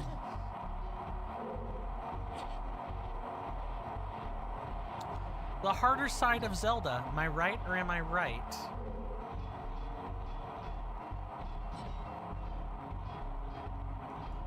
Yep, get up there. Don't clip through the block now. I don't want to be doing that. Okay. I'm, like, actually legitimately confused now. Can I do something like this? Okay, I feel like I want to say, just for the record, chat, I definitely feel like I should not have been able to do that. That felt like too precise of a platforming challenge.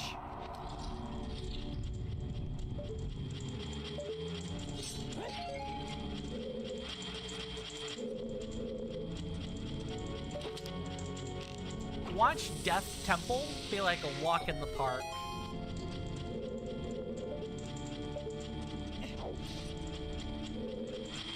Okay, game. Great, cool. We have this torch, but what do you expect us to do?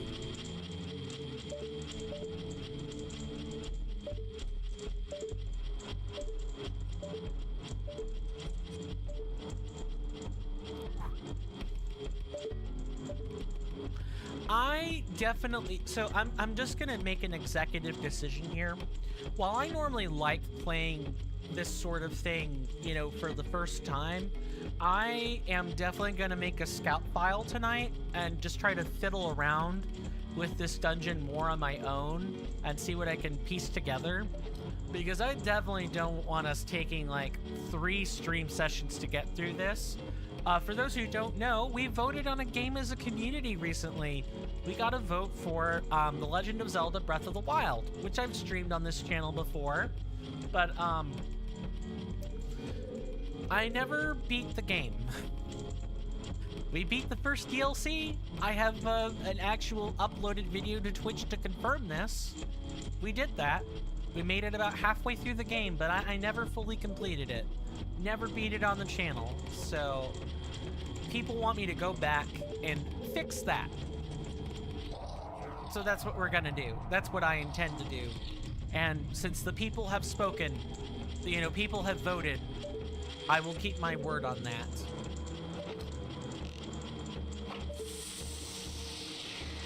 So if you want your shot at voting on content for this channel, I highly recommend the Discord, which I believe I have shilled already. Yeah, it's not too far up in the comments. And it's also in the description for you guys on YouTube. Whenever we go to vote on a piece of content for the channels, and your voting power is exactly the same whether you're on YouTube or Twitch. The only difference is whether or not you pay in. You become a subscriber or a patron or coffee member. Those people get extra votes. But that's because I have to do something to incentivize paying into this system, don't I? Needless to say, this is the place where people legally up front know they can buy extra representation here. If you want your chance at influencing content, the Discord is the only space that I have, and the only one I want to have for us to do this.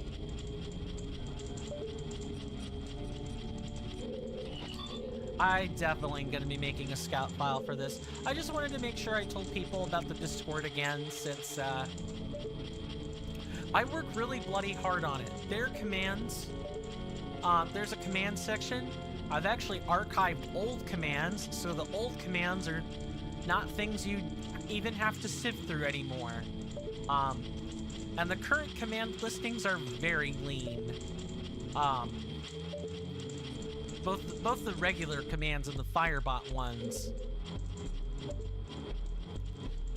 It's more or less like 6 or 8 different ones right now. 2 of which are dedicated to this game, and the rest is all general purpose information. But I do have other places, things for people to... I have channels for people to post pictures on. I have places where people can talk about more serious topics, such as the Russia-Ukraine war. I have a forum gallery just for that. or, you know, other highly sensitive geopolitical topics. All I ask is that people remain respectful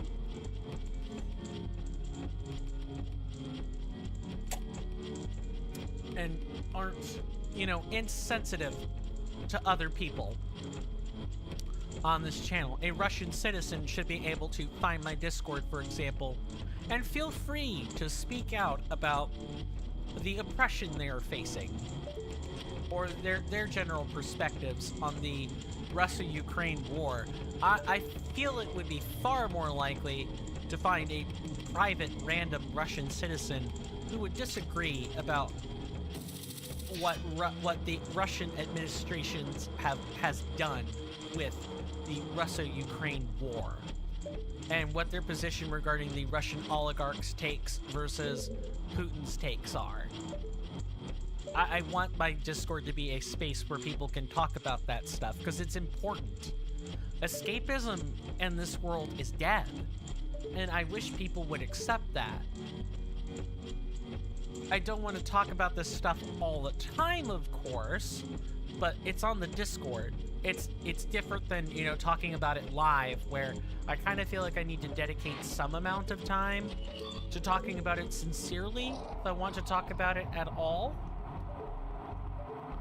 There's gotta be, like, another door somewhere. Maybe now that we've, you know, de-iced this ice switch.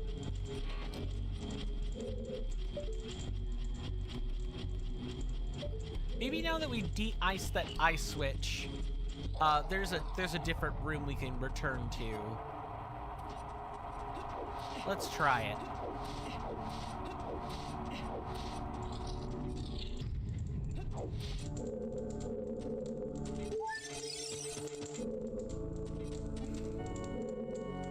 No, nothing of the sort. And this room was just...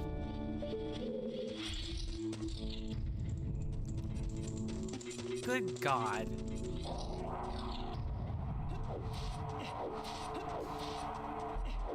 So we have the web room. And there's not like a torch nearby as far as I understand.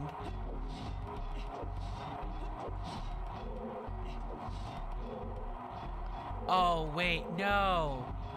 No, I know what this is. Yuck. Gross. Do I seriously have to... No, not even that would work.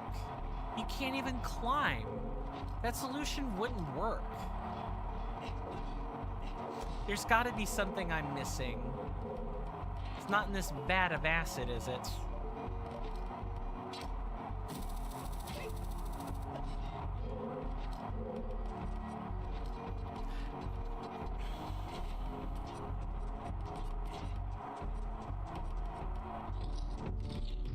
There's gotta be something I'm, like, missing here.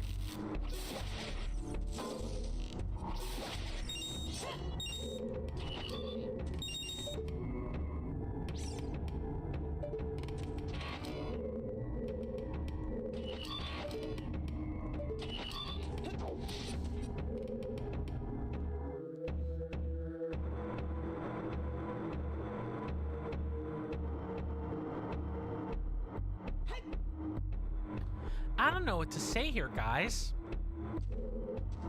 We have 3 rooms that we can't clearly do anything with right now. So we've got this room that we unlocked, and then we've kind of pushed the block around various, I hope this wasn't a case of I needed to open a different door first. In which case, we're really gonna be foobarred, and I'm gonna have to do something else. But, I'm gonna make that scout file, and when we stream tomorrow, I should have some idea of where to go next. But I'm going to end the stream early, so it's not me running back and forth between different rooms for 7 minutes. I don't think that's a very entertaining stream, and I think me pontificating over various actions in silence, because lol, coin is using too much processing power to try to figure it out, is also not an entertaining stream. So, I do want to thank everybody an incredible amount for coming. Thank you again so very much, Klebus, for your raid. I hope your raiders enjoyed what they got to see here. For you guys on YouTube, thank you. And I don't have anything left for you. Au revoir, au revoir, however, whatever you want to say, really. And, stay safe out there. This world is an unstable, dangerous mess right now, and will only be increasingly so as 2025 really truly begins.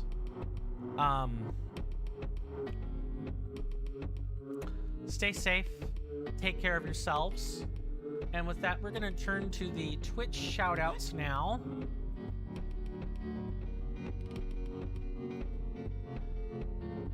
Given how quiet the following is, I'm gonna do the usual cut and run. So I'm going to recommend 2 streamers to everybody. This is usually what I do, especially because I have to not only get to content editing, but like long form and short form videos, I also have to make this scout file and figure out where the hell I'm going. I'm gonna try to be quick about this.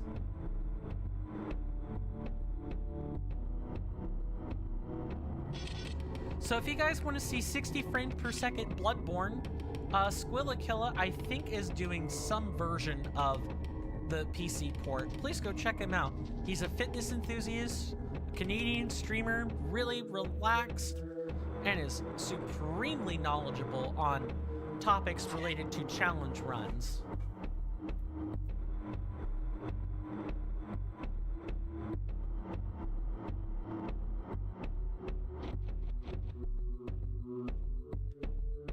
As for our second pick,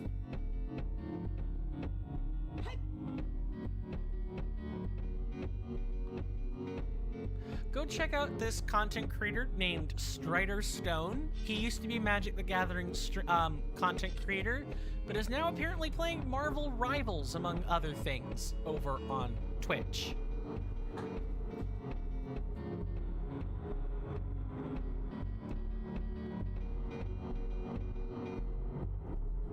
And as far as that Magic the Gathering content is concerned, he was mainly a historic brewer that focused a lot on land destruction and trying to normalize it into the game. But ever since some snafus happened between him and the arena team communications department, things have not been the same. Strider effectively picked up his audience and walked somewhere else, which is totally reasonable given the exchanges that happened. Again, I will have stuff figured out for tomorrow. I do not want us sitting here in confusion and wondering, when's Coin gonna get out of the tomb, huh? Is it gonna be stuck there for all time? I don't want that. I'm gonna figure that out on my own. But thank you guys so very much for everything today. The raid, the chats, the follows. I appreciate all of it. Thank you for all the deep discussion as well, both related to mental health issues and geopolitical stuff today. I really do appreciate it. Because I do not want to be just a place of, you know, the purest, most constant affirmations. I want us to discuss the serious stuff. And that means sometimes that folks get uncomfortable. I don't blame people for leaving if, you know, there's a discussion topic they don't want to hear. I totally get that. But I want this place to be a real place, a real channel where people talk about their real sentiments on things. Really, truly.